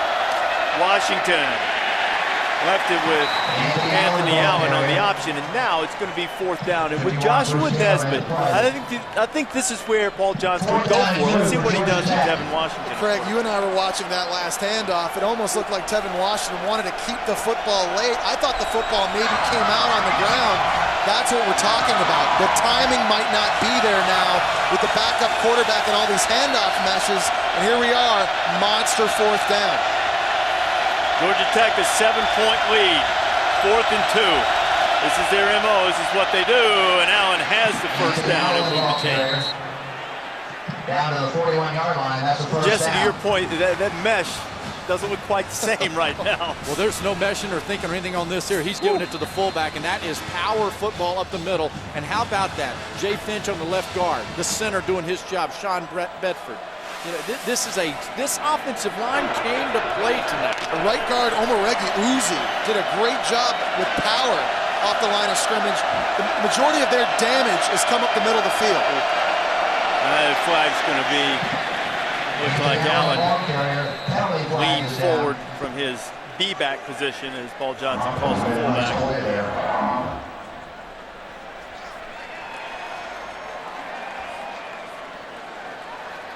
Illegal motion, number 18 of the offense, 5-yard penalty. Still first down. This is something Paul Johnson wanted to clean up during the bye week. He said, you know, we're not going to install more offense. Let's just try to get good at something. That's their 3rd shift procedure penalty in this football game. That's 5 yards. That's starting 1st and 15 3 different times. And with a quarterback in there who has no experience. Washington, who known as an explosive runner, did not get away from John Graves. The carrier of the Virginia Tech lunch pail makes the tackle. There was another example there. You see the footwork by Washington. It looked like he almost stumbled, maybe got stepped on. It's all those little intricacies that are so important to the timing of an option offense. It slows it all down. You know, when he does that drop step, that might work in practice and he doesn't get called out on it because he's only doing a few snaps. In a game, you got to go. Washington going to be hit in the backfield and stopped immediately. James Gale, the freshman, making the play. And, you know, at some point, Paul Johnson, he has to understand, too, field position, where he is with the clock, how his defense is playing. Almost lost the ball there. Well, and there's a guy, James Gale, who just played the dive and the quarterback. He made the quarterback keep the football and then ran and tackled him. If you're a quarterback, you have to attack him and make him pay. He cannot take 2 players like that. It's a great play by Gale, but Washington's got to make a decision. Give it to the dive or keep it yourself.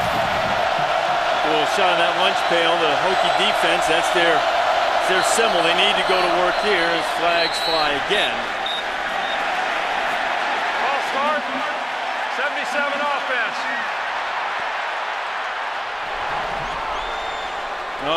Look, we've got a little skirmish going on inside the 45, and coaches from Virginia Tech coming out on the field. Orwin Smith and Kyle Fuller appeared to be in the middle of it. Ball start, 77 offense, 5-yard penalty. Still 3rd down. You know what, you show the lunch pail out here, and all of a sudden everybody gets a little feisty going for the bucket. Top left there, you just, come on, you can't do that. I understand, but then you can't throw the punch either. Yeah. Well, I'm not sure, you can't get inside their heads, but Orwin Smith, I'm not sure he knew the play was over. He was blocking low downfield is something that Georgia Tech does, and it infuriates opponents sometimes. And one of the things that the ACC did was try to make sure that those A-backs, those guys who line up on the wings, square up against guys when they're going to block them low downfield. Fuller didn't like it much, no matter how he did it. Washington uncorks one. Out there, Stephen Hill, and he can't hold on to it. Fuller, who was just involved in the little fracas, is on the coverage. There's an example why this offense misses Demaryius Thomas. Stephen Hill is 6'5", runs right by the corner. This actually is not a bad throw from Washington. He has to be able to go up and high point this football. This is what Bebe Thomas was able to do for the past 2 years. And I thought it was a good call. Throw the ball deep. You either catch it, you get a pass interference, or there's an interception and you've got him tagged deep back in there. So this just missing him here. And I know Stephen Hill, he's their leading receiver and he only has 12 receptions, but this is a guy they cannot afford to lose. They need him to step up and make those plays. Number 5, Stephen Hill. Paul Johnson, as you see Stephen Hill in trouble getting moving from that spot just off the sideline. Paul Johnson told us that he felt like Hill had some drops early in the season, lost a little bit of confidence. This guy, he's a superior athlete. He's an excellent long jumper on the track team. He just had problems securing the football. People have told Paul Johnson, hey, you're never going to get another guy like Demaryius Thomas, the first receiver taken in this past year's NFL draft. And Paul Johnson tells them, hey, man, there's a lot of programs around the country that have never had a guy like Demaryius Thomas. It's not easy to replace. Hey, think about this with Demaryius Thomas last year, Craig. He had 46 catches, just 46, over 1,100 yards. Unbelievable. He's the first pick at the wide receiver court, and he played in an option offense. That probably says more about his skill than any other stat you could bring up. Virginia Tech wanted to come after that punt. Hosley has put one on the ground tonight, did not take the fair catch, and he is greeted rudely by Isaiah Johnson, the freshman. So Virginia Tech and Tyrod Taylor down by a touchdown. They'll have it deep in their own end when you come back. Heading into the weekend, time to take a look at the BCS standings, brought to you by Vizio. Oregon moving into the top spot. Auburn slipped from 1 to 2, just the 4th team in the BCS era. That's since 1998. The drop from the top spot, despite not losing, doesn't really matter. As long as Oregon and Auburn win and stay there, they'll meet for the national championship, but an entire month of football to go before then, and TCU Utah this weekend. People remember what you do in November. LSU and Alabama. What a better way could you think of to start the month? Kick it off. Baton Rouge, getting after it. The guy in the stands looks like Sean White, who was talking to Dr. Lou at halftime. Tyrod Taylor.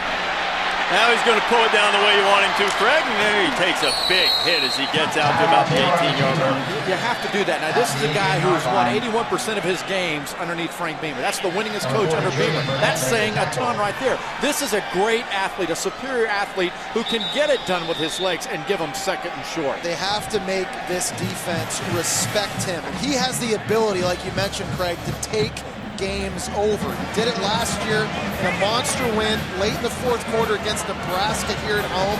It's a game a lot of people kind of point to and say that was the turning point for Tyrod Taylor in his career here at Virginia Tech. As they measure to see if Tyrod was able to pick up the first down. You know, the play in the first half in which Tyrod threw the interception in the end zone was not dissimilar from the game-winning touchdown pass against Nebraska. He had all kinds of time. He got away from Ndamukong Suh a couple times and threw a touchdown pass. This time was not able to, threw the interception that thwarted a Hokie scoring drive in the first half, or a potential scoring drive. You know, many title, sometimes numbers, I look at and I like them, but last year he led the country in yards per attempt at 9.5. Yeah. Now that says a lot, and he's high again this year. You know what that tells me? A, he's completing a lot of passes, and B, the passes he is completing are far downfield. The yards per attempt, if you look at the passing efficiency statistics, that's a big factor in those. That's why Tyrod Taylor, one of the reasons anyway, he ranks 4th in the nation coming in. Aaron Evans runs into Big Brad Jefferson. You know, Tyrod Taylor was a big-time leader this past offseason. Not only did he set up all the 7-on-7 drills with his wide receivers, he made sure the defense was out each and every day, so they were getting coverage looks. They could work on the appropriate timing with the receivers, and it's really shown up this year. Beamer said coming into the season, one of the things he liked the most was having a guy like Taylor. The optimism, the outlook was really high because of Tyrod's performances. Taylor going to run it out of there again. Tyrod will stumble his way and pick up what he can. At about the 26, maybe the 27-yard line. Saturday Night Football continues. Nick Foles expected back for Arizona, but boy, Matt Scott's done a great job while Foles has been out. Arizona and Stanford, a couple of one-loss teams in the Pac-10. Missouri and Texas Tech, some of you will see. Saturday Night Football presented by Southwest Airlines. 8 o'clock Eastern, 5 on the West Coast. Presented by Southwest Airlines. 2nd down and 2. Woo. Big time hit. Ijon Cross, a sophomore from Flowery Branch, Georgia, makes the big stick. It'll bring up a 3rd down. This guy was the ACC Defensive Player of the Week back in September. You see the athletic ability to take on a big offensive lineman, see the guy and make the tackle. He's the prototype defensive end in a 3-4 scheme. Over 290 pounds. He's got the strength to manhandle a tackle all by himself, and he shows you it right there. They need to recruit more guys like that, and his defense will get way better here in the years to come. Headed down toward 4.5 minutes to go in the 3rd. Taylor gets rid of it just in time, and just a spectacular defensive play by Mario Butler to knock it away, and Virginia Tech will have to punt. What a play by Butler. Al Groh continues to dial up different looks. You see the pressure that comes on the inside. It's hugging up, man across. They wanted to rub right there, Jesse, in the middle, didn't they? And this time he used safety Gerard Tarrant as the spy on Tyrod Taylor. So not only is he mixing up the pressures, he's mixing up the coverages, and he's mixing up which guys are keeping their eye on the mobile quarterback Taylor. I still want to see if any one of those spies, though, can handle Taylor one-on-one in space. Gerard Tarrant, aforementioned Mr. Tarrant, now spying on the punt, hoping to get a return.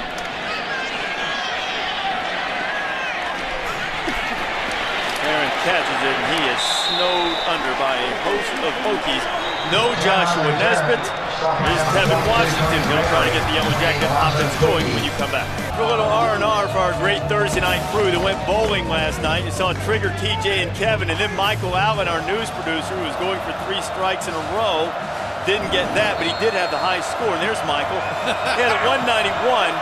But here's the question. You see Trigger up top. The question for Michael, the 191, was that more or less in his career receiving yards in Chip Kelly's offense at New Hampshire? You're taking the over or under, CJ? I'm going under. I'm saying that's. I'm going to give Mike a little love. I think that's the under. He had 191. Oh, man. Great crew. A lot of fun. The best. Absolute best. Anthony Allen picks up 6 yards. I can't believe TJ didn't get that split. I mean, come on. Easy for us to say sitting up here, right? Nowhere near those bowling lanes. Georgia Tech, without Joshua Nesbitt, would like to find some running lanes in this Hokie defense. They were and did while Nesbitt was in there, and Anthony Allen does on consecutive carries and moves the chains. Georgia Tech able to get chunks of yardage on 1st down. Heading into this game, they were averaging 6 yards per carry on 1st down. That puts them in position to move those chains. Number 50, Jay Finch, filling in for Will Jackson, just had a great block right there, doing his job. You never know when you're going to be called on to perform at a high level in a football game. Congratulations for Finch being ready to get in there and do it. And again, not great timing, not a great mesh point on the exchange as Allen and Tevin Washington ran together. Georgia Tech leads the nation in rushing this year, 317.4 yards per game. They're 2nd worst in passing. But you see, and this is now the 3rd year of the Paul Johnson era, they have been dominant running football. It's the 2nd best rushing team as of today that they've had in school history since 1975. This offense has run the ball better, they've thrown fewer interceptions, and they've gotten better in the red zone this year. And again, Washington had the ball out there, and there was no B-back coming. Richard Watson, who just checked into the game with B-back. Kevin's having a little problem with the timing right now. Hey, you know what?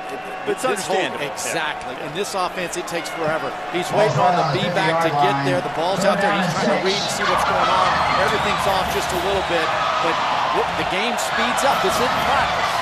But, you know, I'm seeing that there's motion adjustments they're having to make. They haven't been crisp, shifting with motions. It's not a very well-oiled machine tonight as we've been watching this unfold. 3rd down. And Watson, who was giving Anthony Allen a bit of a rest. Very short game. Observation, to his left, Washington looks a lot smoother. Things look better to the left for him. 4th down and 2 with the redshirt sophomore quarterback. Johnson's going to go ahead and go for it again. I think the better Paul Johnson understands his defense is playing, the more apt he is to start going for more of these 4th downs. not shy in just about any circumstance, but here the Hokies could get very good field position if they could come up with a stop. This time they're going right, and the Hokies do get a stop.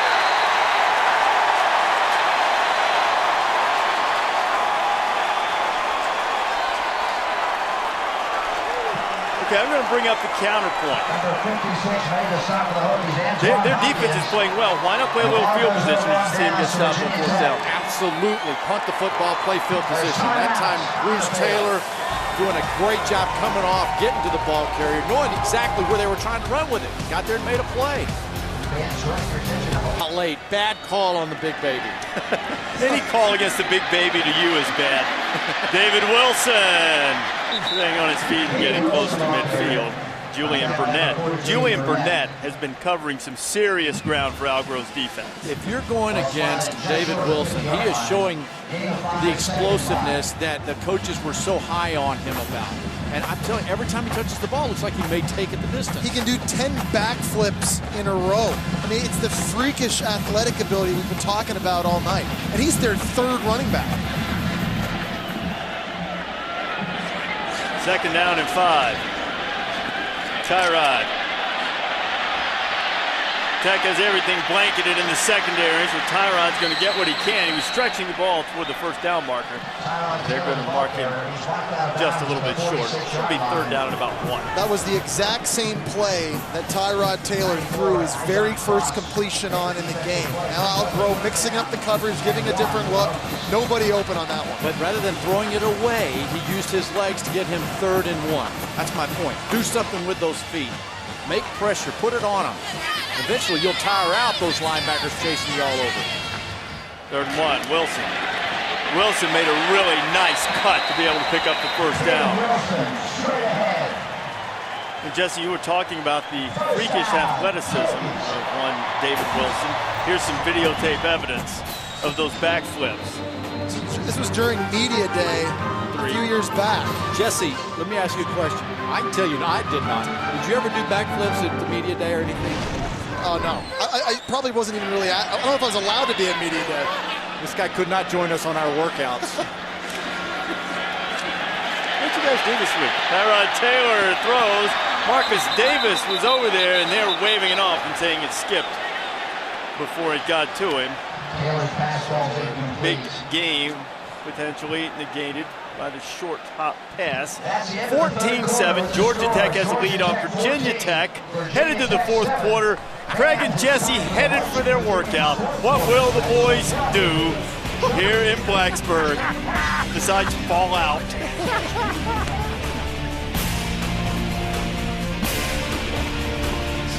Put one foot or both feet right into the end zone for just the second time tonight as Virginia Tech trails Georgia Tech 14-7 as we head to the final 15 minutes of play. Georgia Tech has not completed a pass tonight. That's not unusual. They do have the worst completion percentage in the country. They're 0-4.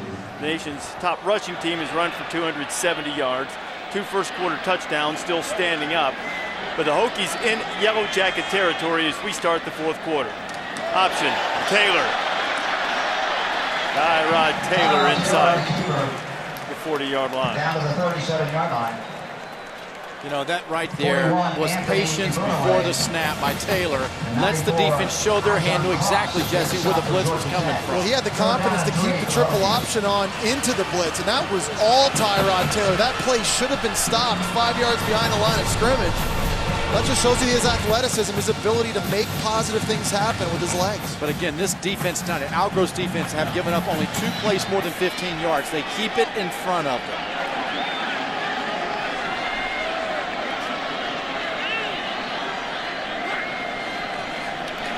Taylor needs 3. Got a problem in the backfield.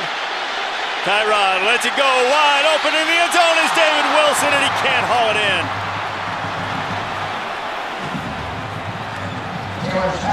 That's the second time tonight that Tyrod Taylor has been able to buy time, run around, allow wide receivers to get into the scramble drill. He had a guy open, and this ball just barely overthrown. What a great job of Mario Edwards, number 8, a transfer from Virginia Tech, to get back there in the vision against a running back who's not used to a long ball like that. Excellent effort.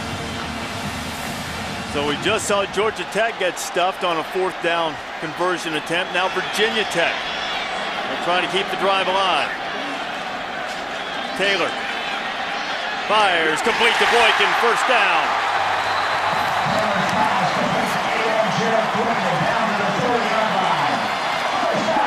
When you got to have a play and it's on the line, you go to your best receiver.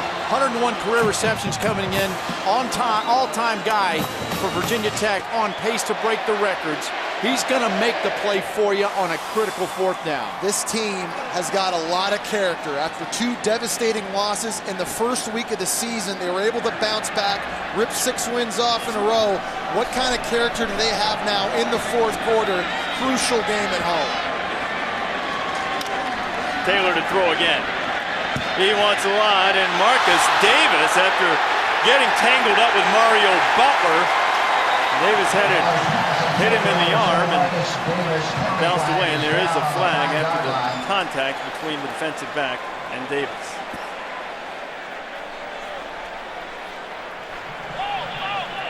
Pass interference. Number 2 of the defense. 15 yards from previous squad. Automatic 1st down. I think Paul Johnson thought that should have been offensive pass interference, but Brian Steinspring had the perfect play on. Jared Boykin, running the post down the middle of the field, was able to occupy the safety, and that sets up the 6'4" Davis on the outside of the post row. You know what? I thought that the defender did go through, Butler did go through the legs of the receiver. At first, I thought it might have been incidental contact, but not. It is pass interference. I'm not so sure that Mario didn't stumble and sort of fall as he was trying to keep up with Davis on the cut. I think the call was the right one. It's 1st and 10 from the 15. Wilson. David Wilson to the end zone. Touchdown.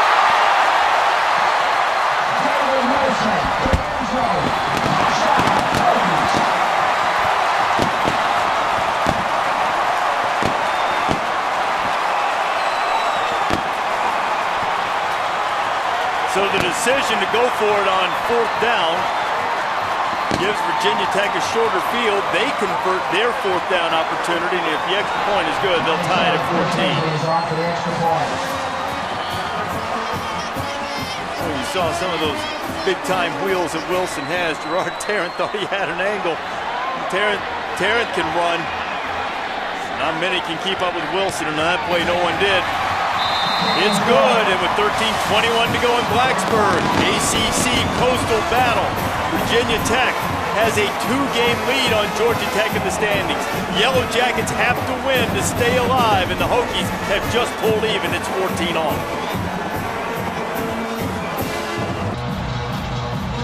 Virginia Tech's offensive line, watch the tight end block down. You got your guard and your tackle that pull, and for a guy who runs a 4.29 40, who has a 50-foot triple jump to his record, he's going to explode. It doesn't take much to hold the block. How about the backup left tackle, Nick Beckton, getting downfield, getting a part of Tarrant.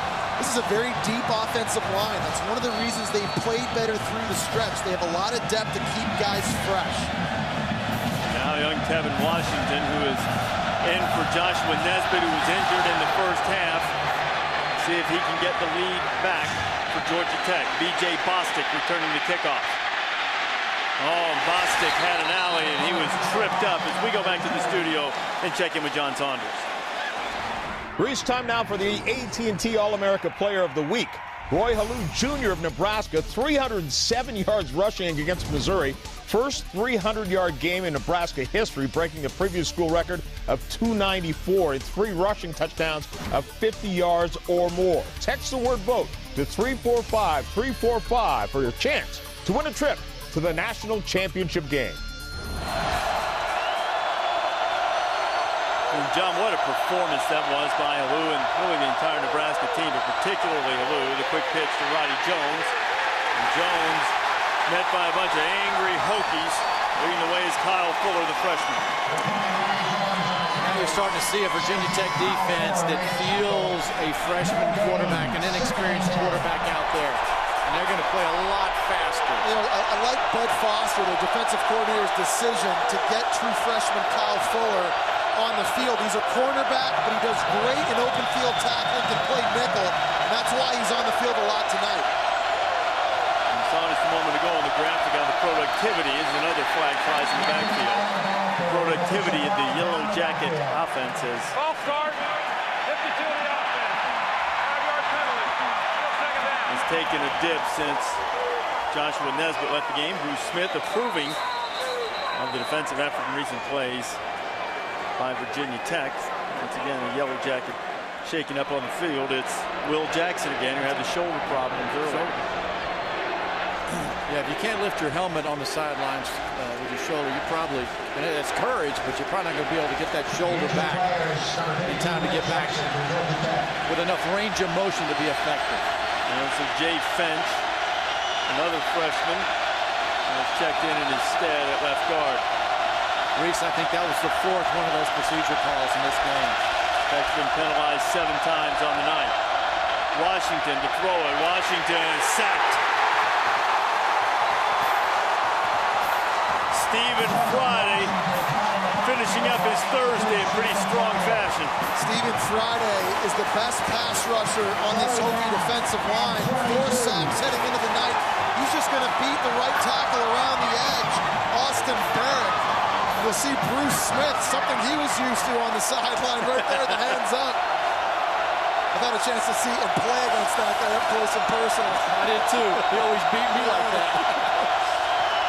3rd down and forever. Anthony Allen, who's had over 100 yards rushing tonight, be way short of the 1st down. And now Georgia Tech will have to punt it away, and Virginia Tech's going to get back in good field position. You think back to the previous series when Georgia Tech went for it when they had the lead. They gave the ball back, did not convert on 4th down. It gave Tyrod Taylor and that offense great field position. They took advantage of it. Now this crowd is in the game. And the young quarterback who's struggling, and now it's going to be a heavy burden on the Georgia Tech defense to try to keep Virginia Tech from scoring. A low line drive punt to Jaron Hosley. Hosley got room. Flags are flying everywhere. Hosley still on his feet. He's tackled inside the 30-yard line. We have 2 flags down. Back down to the 47-yard line. See the look on Frank Beamer's face. I think you know what's going to happen to this punt return.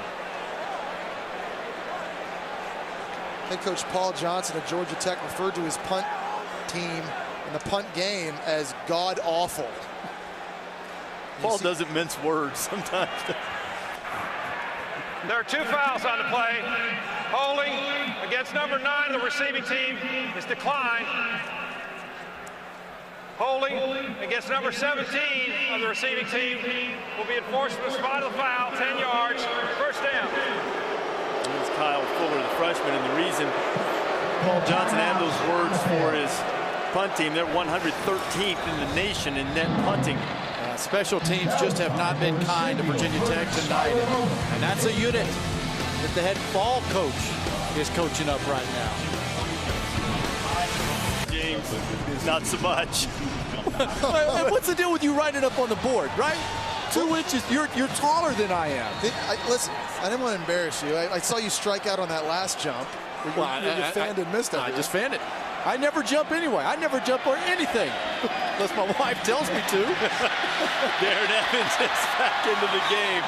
And Evans turns the corner, gets up close to the 1st down. He'll be a yard, maybe 2 short. That was fun though. You know, doing the idea there with that ball and everything. We had those what do they call bungees around our hips, and you know you're supposed to jump, and it's resistance, right? And I could feel that. I tell you where I'm sore my hip flexors from jumping. You never jump like that. That room we were working out in is designed solely for agility, speed, and vertical. Of which we're limited in all 3. Tyrod Taylor on 2nd down. Tyrod's going to throw it away. The strength coach, Mike Gentry, his son Bo, is a backup center on the Virginia Tech football team. 3rd down and 1. Another look at Tyrod Taylor. You know, he's trying to buy all the time he can, but he gets he's trying to give it a little bit upper back. Body strength. Yeah. Just misses Peters. You know, I'll say one thing Georgia Tech has done well on defense this year has been in the 4th quarter. Their 3 conference wins heading into the game. They've given up only 10 combined points. They've already given up 7 tonight. They have to play with their back to the wall right now. Hokies 4-10 on 3rd down. Evans picks up another one, now 5 of 11 as he gets into Georgia Tech territory. Mario Edwards, the former Hokie, makes the stop. You know, and they have limited up until this 3rd quarter, early 4th, the big plays. They've got to stay focused the entire time. That's one thing that Al Grove is concerned about is he's got some young guys back there, but they don't play every snap.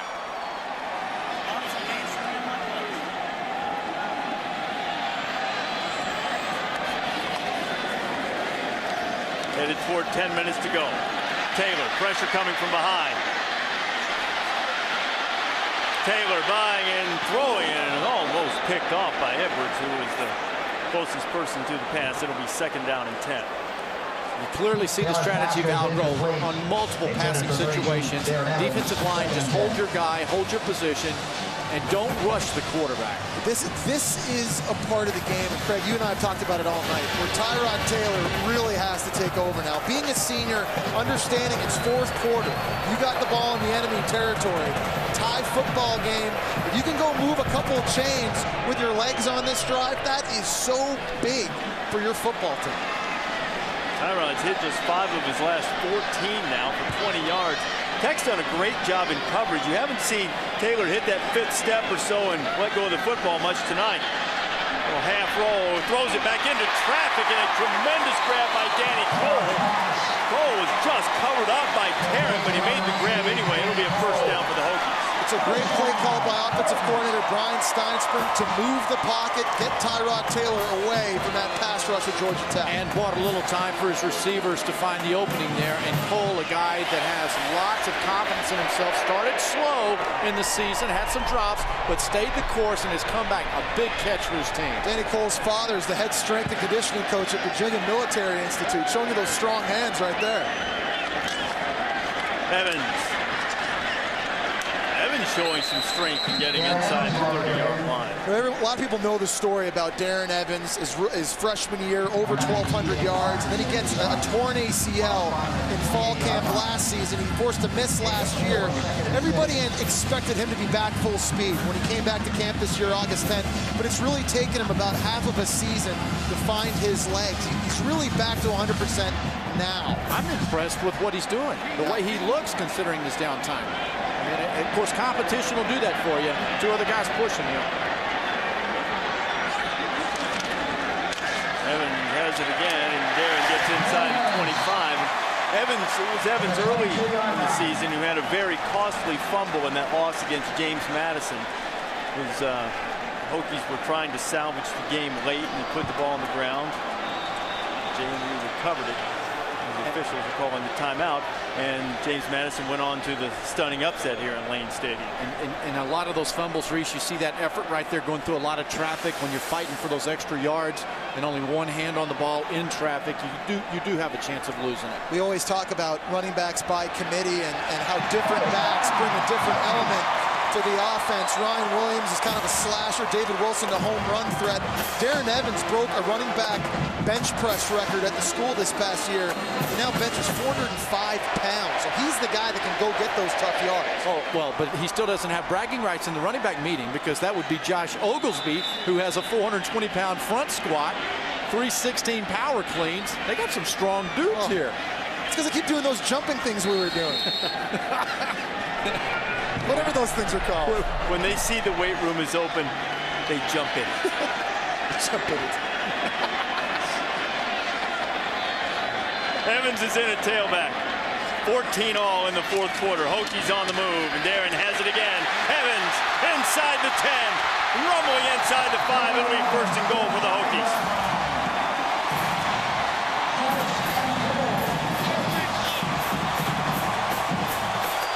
This is where the offensive line really appreciates a running back staying the course. Evans stays play side.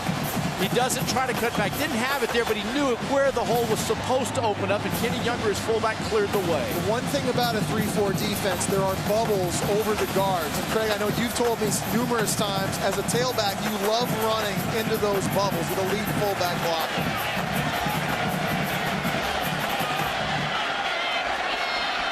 First and goal for Virginia Tech.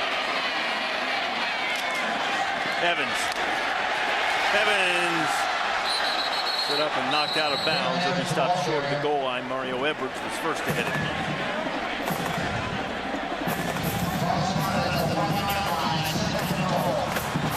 This is just a fist fight when you get down to it. It's a total street fist fight of Will trying to keep someone out, and Edwards did a heck of a job of holding up the fullback, fighting his ground, didn't he? How about that? That was a great play. I mean, that's a block that is supposed to be won by a 250-pound fullback. Woo. Good job. Generally is, as Kenny Younger, an excellent blocker. Evans will run behind that line again, and Georgia Tech rises to the challenge, and it'll be third and goal. Jason Peters, Gerard Tarrant. Can you get the feeling watching this defense right now that they understand what this football game means? What it would mean for 3 points instead of 7 with a quarterback who has no experience. Far greater chance that you can get down the field at least for a chance at a field goal than a touchdown. This, you could argue, is the most important down in the football game today. Third down and goal.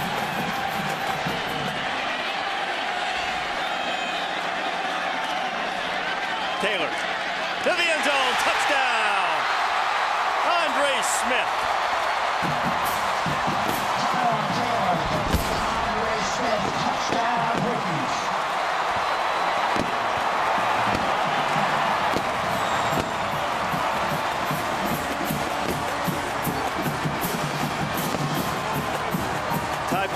So difficult to stop on the goal line, very similar to the play we saw that NC State ran against Florida State last week. It turned out to be the winning touchdown, and what Florida State wanted to run and had until they fumbled in the backfield. It would have won the game for the Seminoles. As it is, this one gives Virginia Tech its first lead of the night. The extra point is up and good, and now the Hokies unbeaten in the ACC. A 2-game lead in the loss column on the reigning ACC champion Yellow Jackets now have a 7-point lead, trying to put Georgia Tech away for the night. Lead of the night. Touchdown pass is a great example of tight end Andre Smith being on the same page as his quarterback. Smith's going to get a clean release, and he's going to see the flow of this defense working to the right, chasing Tyrod Taylor. He just hooks up inside away from the defense. Easy completion and easy score. And Algro knew this was a favorite target of Tyrod Taylor's in the red zone. Now 5 of the tight ends receptions, Smith's receptions, have been for touchdowns out of 15. I mean, they were not fooled or surprised by who was going to get it. Now Georgia Tech, which hasn't scored since its first 2 drives of the game. No Joshua Nesbitt. Tevin Washington will try to lead them from the 20 as we check in with John Saunders. All right, John, the Yellow Jackets with 2 yards in the 4th quarter, and you see the way their offense is falling off. Nobody's completed a pass for the Jackets tonight, but the running game has taken a hit since Joshua Nesbitt left the game late in the first half. Tevin Washington to throw. Going up top, he's got a wide open receiver. First completion of the night is Tyler Melton. Melton into Virginia Tech territory and inside the 40. The 2 times quarterback Tevin Washington has thrown the football tonight, he's been accurate, particularly throwing the football down the left sideline, Craig. Yeah, but watch what happens, Jesse. The corner comes in. Nobody comes over to take his place. This is absolutely a mess up in the defensive secondary. Blown coverage. It's that safety that needs to get wider to the boundary. Yeah, one's coming, one's got to get over. Now back to the option. Washington. Well, he might have had the pitch on the corner. Roddy Jones was out there, but Kevin kept it. Keep in mind with this triple option offense, not necessarily conducive to playing catch-up because they don't throw the football particularly well. But the Yellow Jackets have 4 runs of over 20 yards today, so they can get chunked. Absolutely. This is an offense, and it can even happen from the fullback right up the middle of the field. They explode with this offense.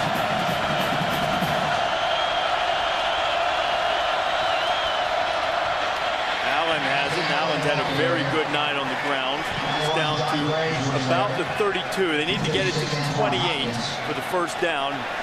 This is 4-down territory for anybody, certainly is for Paul Johnson. Under 5 minutes and 30 seconds to go right now. You have to assume they are going for this on 4th down. They may not get the football back, and they don't throw it well, so no question 4-down territory. Well, Craig, they haven't converted a 3rd down in their last 7 tries.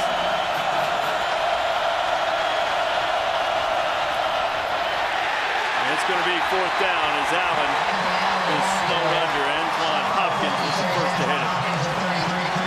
You've got a Virginia Tech defense that's stuffed up in the middle of the field, expecting Allen to get the ball. You've seen that little fly sweep, that little quick sweep pass out to the side that they do to the slot backs. Be a good time to do it. Paul Johnson bringing in wide receiver Tyler Melton on this play. Of course, that's the guy that had the big reception on this drive. Georgia Tech now 0 for its last 8 on 3rd down. They'll need to convert a 4th down now. They're 1 for 2 on the night. It's a throwback. Ronnie Jones wants to throw it. Ronnie cutting it up inside, and he'll be very close to the first down. I think he got it. Wow. 20, Ronnie Jones. Tackled by 33. First thing I saw on that was Stephen Hill, number 5, is back in the game. Remember, he came out hurt, and their leading receiver. That's a good thing. How about Paul Johnson, Jesse, dialing up some razzle-dazzle? The baseball player, Ronnie Jones, having a chance that... I was just going to say, he dials it up to a guy that was drafted by the Chicago White Sox out of high school, and Ronnie Jones. Tech on the move. Washington, explosive runner. Washington inside the 15, and Georgia Tech's on the move. A great block from Lucas Cox. All of a sudden, you get a little sustained drive going. The defense gets a little tired. They get sloppy in their assignments, and this Washington gaining confidence. Coming in the second half, not a lot of experience heading into this football game, making a difference now, running the football, but also with his arm. And you see here, Antone Exum, backup safety, down on the ground. Exum, who has played a good bit. He had 10 tackles in the victory against East Carolina earlier this year. He's hobbling off. The freshman who has a very bright future, Eddie Whitley.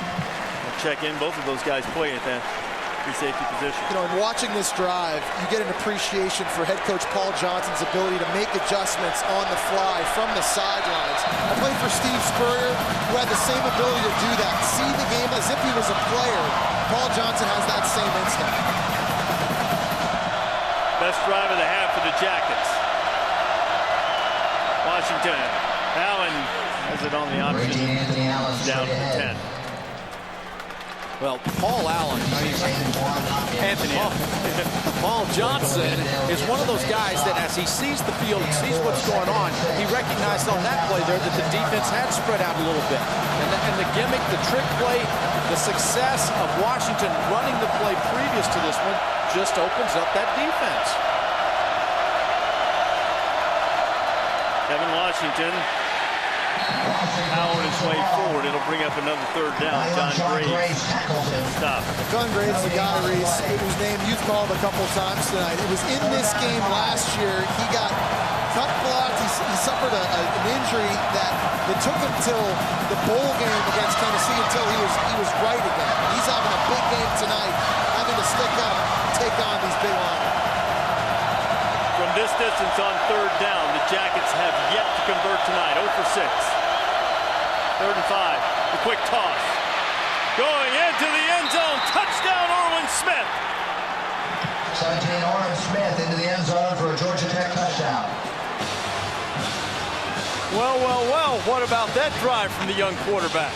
How about the calls by Paul Johnson? You know what? That's that play. That's that quick toss where you got the defense set up on the inside, and they're worried about Anthony Allen, the B-back, Jesse. Everybody gets swallowed up inside in the speed sweep. The greatness of the triple option, you never know whose day it's going to be. In a conventional offense, if you're the 3rd running back, you might get 2 carries. In this offense, if you're the 3rd running back, A, you're on the field right now. B, depending on the look, you might be getting the rock. Orwin Smith had a big run on the Jackets' first touchdown drive of the night, and he has a huge one to pull Georgia Tech back even in Lane Stadium. Another Thursday night in the ACC, another barn burner coming right down to the end. We're tied at 21.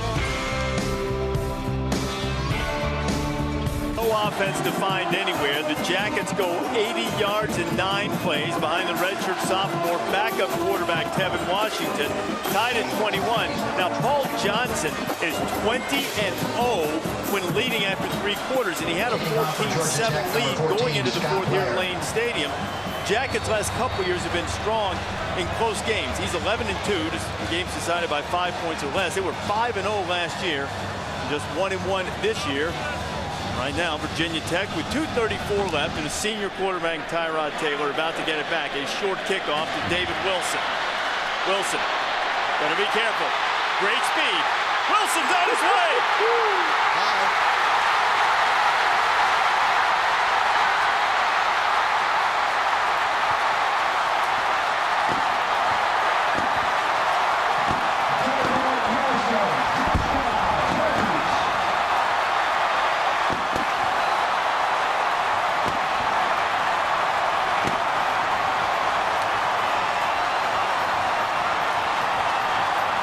Wilson's second kickoff return for a touchdown this year. He's had to fight for time at tailback. He said he wanted to do something every time he touched it so the coaches would have no choice but to get him the rock. And boy, did it come at the right time for the Hokies. 90 yards to the house, and Virginia Tech back on top.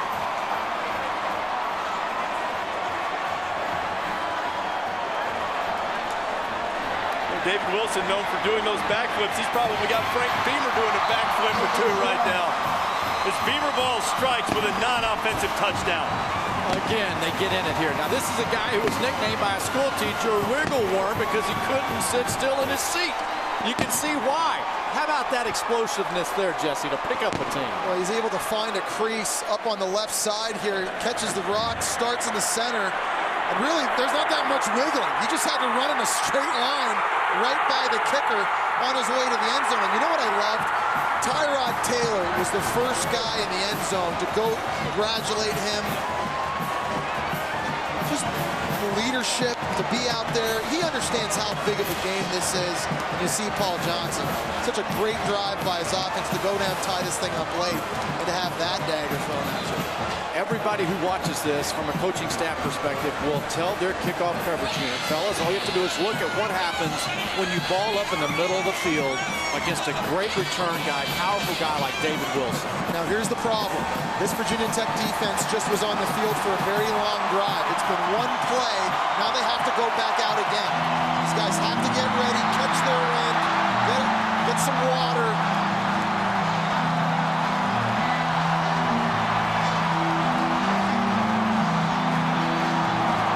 This scene.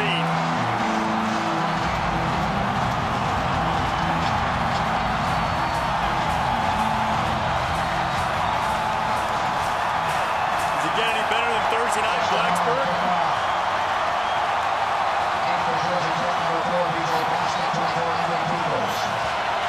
2:23 left. Virginia Tech's going to make sure that B.J. Bostic doesn't have the opportunity that Wilson had. Saturday Night Football continues. Nick Foles expected to return for Arizona against Andrew Luck and number 13 Stanford. Missouri and Texas Tech, some of you will see. Game started 8 o'clock Eastern, 5 on the West Coast. Saturday Night Football presented by Southwest Airlines on ABC. Some of the nation will see that Missouri-Texas Tech game. You can go to ESPN.com, search maps to find your game. Great quarterback matchup here. And although Nick Foles has impressive numbers, Matt Scott coming in for him has more explosive numbers per pass attempt. Mike Stoops has a big decision to make in this one, doesn't he? Tevin Washington needs to make some good decisions for Georgia Tech. Washington sacked. Bruce Taylor's got him. Ball was on the ground, but I believe they're going to mark it down. Keep in mind, Georgia Tech has all 3 of their timeouts as this clock, but they got to have a sense of urgency now. Clock rolling. Going to get lined up in a hurry-up mode. Paul Johnson has told friends he's intrigued by the pace at which Oregon runs its offense. He could use some tempo right now. And the flags fly.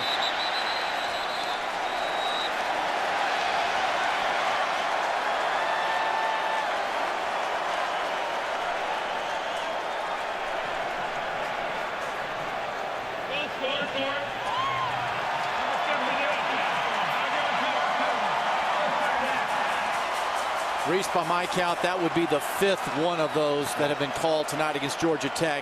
And what happens, that offensive line, everybody's having to pull and move, and everybody's anticipating the snap, and they're on their horse. Well, they're hearing a different voice with a different cadence. The timing is different. Keep in mind, Georgia Tech does not have a shotgun 2-minute offense. They have to run their stuff now, trailing. Washington on second down. Firing into a lot of traffic, and it's incomplete. He was trying to get it to Corey Earls. Now on 3rd and 17, here's what's at stake for Georgia Tech. They are the reigning ACC champions, but at the moment they are 2 games behind Virginia Tech in the ACC Coastal Division. A loss here, 3 games out. Hokies only have 3 to play. Eliminates any realistic chance that Georgia Tech would have to repeat as ACC champion.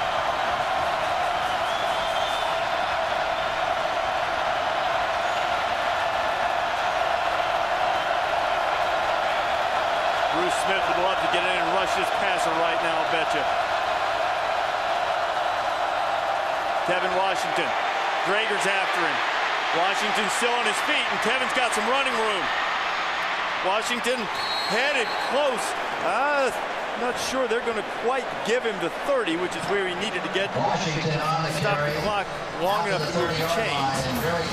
About the best thing that could have happened for Georgia Tech was for there to be a blasted lane assignment allowing a quarterback to get down the field. It is a first down. Wow.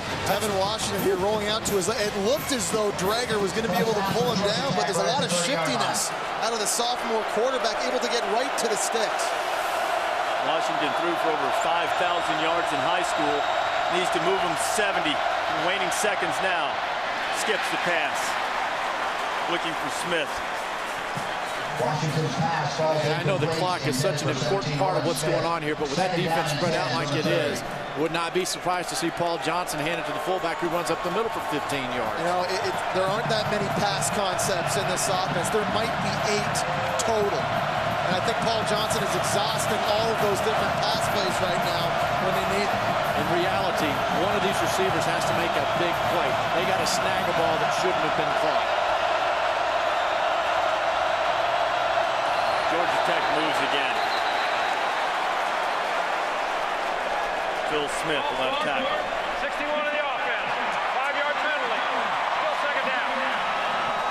Craig, I think it's a combination of loud environment and, like I said earlier, different voice, different cadence, different tempo and rhythm. But if you're Paul Johnson, aren't you just sick to your stomach?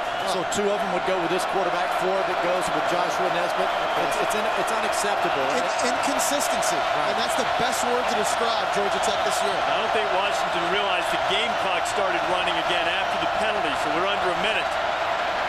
Washington throwing it deep, trying to make a play, and he does! It's caught by Kevin Cone. Cone's 2nd catch of the year, and boy, was it a huge one. And now Georgia Tech has an opportunity. 45 seconds to go. They're inside the Virginia Tech 40 after the 38-yard pickup. This is what I was talking about. One of these receivers is going to have to step up. 2nd reception on the year for the 6'2" receiver. Make a play for the quarterback. Washington on the roll. He's got a lot of running room. Washington dances out of bounds. He'll stop the clock with 32 to go. What's amazing about that last completion, he threw that on arguably the best cornerback for Virginia Tech, Rock Carmichael. Remember, Rock Carmichael last year had 4 deep balls thrown on him.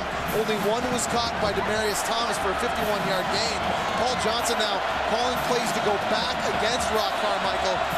These quarterbacks now, finally, for the first time in the game, have to step up and make plays. Well, Georgia Tech can run the football here if it wants. They have 3 timeouts and 32 seconds to go. They'll have to be expeditious. Washington's going to throw it. And it's incomplete right through the hands of Corey Earls. Not only that, Reese, but if you do run it, then it does stop while the chains move, right? And so I think that would have been a really nice call on 2nd down. Georgia Tech has had its problems on 3rd down tonight, but in short yardage, Jackets have converted both times. I think if you're Bud Foster, I don't think you change anything defensively. You should feel like your cornerbacks and safeties can match up against these receivers. I'd remind my defensive linemen, stay your lanes, don't let the quarterback scramble, and that hurts you again. 3rd and 2, a quick pitch. Peoples has it. He got hit hard, but he'll have the first down. There's 20 seconds left. Clock's going to stop long enough to move the chains. Craig, you're up here signaling timeout. You want one anyway. Absolutely. Right? Call it now. That's the first down for Georgia What a Tech. finish we've got. The Jackets and Tevin Washington stepping up big time, trying to get his team tied. Saturday afternoon, LaMichael James and Oregon host Washington. The Ducks trying to keep their position #1 in the BCS standings. Helping Oregon's cause will be the fact that Jake Locker will miss the game with a rib injury. Other games you'll see across the country. Northwestern and Penn State as Joe Paterno goes for victory #400. Nebraska, Iowa State, North Carolina, Florida State. College football presented by Southwest Airlines. 3:30 Eastern time. You can see it on ABC or ESPN2. All right, here's our situation. 28-21. Virginia Tech trying to hold its lead against Georgia Tech. Reese Davis, Craig James, Jesse Palmer, and Jem Brown down on the sidelines. Another barn burner in the ACC. What does Georgia Tech do right now? Well, you lose the ability to have a trick play, because if you're throwing the football, Virginia Tech all week said, hey, a pass is a trick play from Georgia Tech. I think the good news is you are on the 25-yard line, so you can start taking shots into the end zone if you want. I like getting Tevin Washington outside the pocket and remind him, hey, run pass option. Guys aren't open downfield. You're an athlete. Go get the first. 26 yards away from the tying score. 20 seconds and 2 timeouts. Option. Washington got room. Washington inside the 20. They'll need to use the timeout right now. Johnson's right on top of it. They're still running. I think they're going to reset this clock. Johnson got this called a little bit earlier than the 9 seconds. Home clock. Run it down to 9. or 2. I will say this. What an incredible Charge job. timeout, Georgia Tech. That's their second charge timeout. Please reset the game clock to 14 seconds. 1-4. What a great job of perseverance and hanging in there by Georgia Tech. Because, you know, Reese, you just said a few moments ago, before that previous drive, what, they had 2 yards in this quarter? Right. And they went down went down the field. I mean, this quarterback has come in and done the very best he can, and the defense, I mean, that's just great composure. To lose your senior leader, Joshua Nesbitt, the ACC's all-time leading rusher at the quarterback position in the second quarter. Had Tevin Washington come in this environment, they've got a chance. Without his best wide receiver, Stephen Hill, on the field. Remember, they lost him when Tevin Washington entered the game. Okay, now it's getting dicey on the run pass. See what Johnson chooses to do. Kevin's going to throw it. Got a man in the end zone throwing. Is it intercepted? It is. Rock Carmichael with the pick in the end zone. Intercepted in the end zone.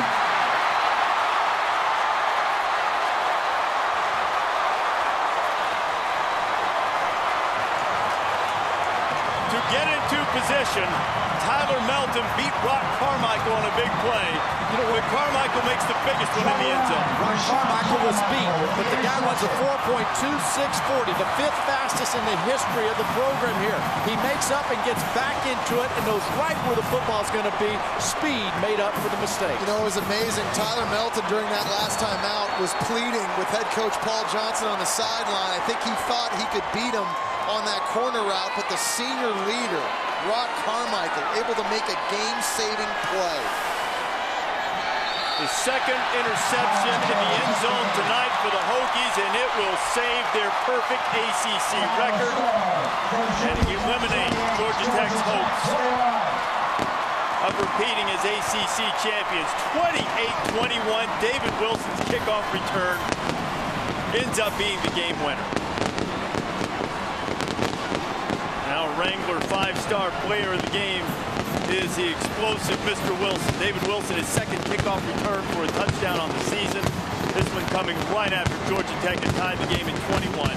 It turned out to be the game winner. Wilson was responsible for some fireworks, and the interception by Carmichael was the one that finally lit the fuse, and Wilson was spectacular. You know what? This was a football team that knew they had to play 60 minutes. They failed against Boise State and only played 57 minutes. It was on their mind. Wilson then with a big explosive kickoff return for the game winner. Very impressed with the character of this football team, and you'll see the athleticism here of David Wilson after the speed, the jump into the end zone and the celebration. And then, I mean, that's like, that was automatic. To does not look like us on those bungee cords, for sure. A 28-21 win for the Hokies. Frank Beamer delighted, I'm sure he's with Jen Brown. Coach, they drive the length of the field and they take a shot at the end zone there. What's going through your mind? You know, you think when you get a team like that down the score and they got to throw the ball, you got them. But give them credit. They did a nice job and made a nice throw, made a couple nice catches, and give Georgia Tech credit. They hung in there. You take the lead 21-14. They come back.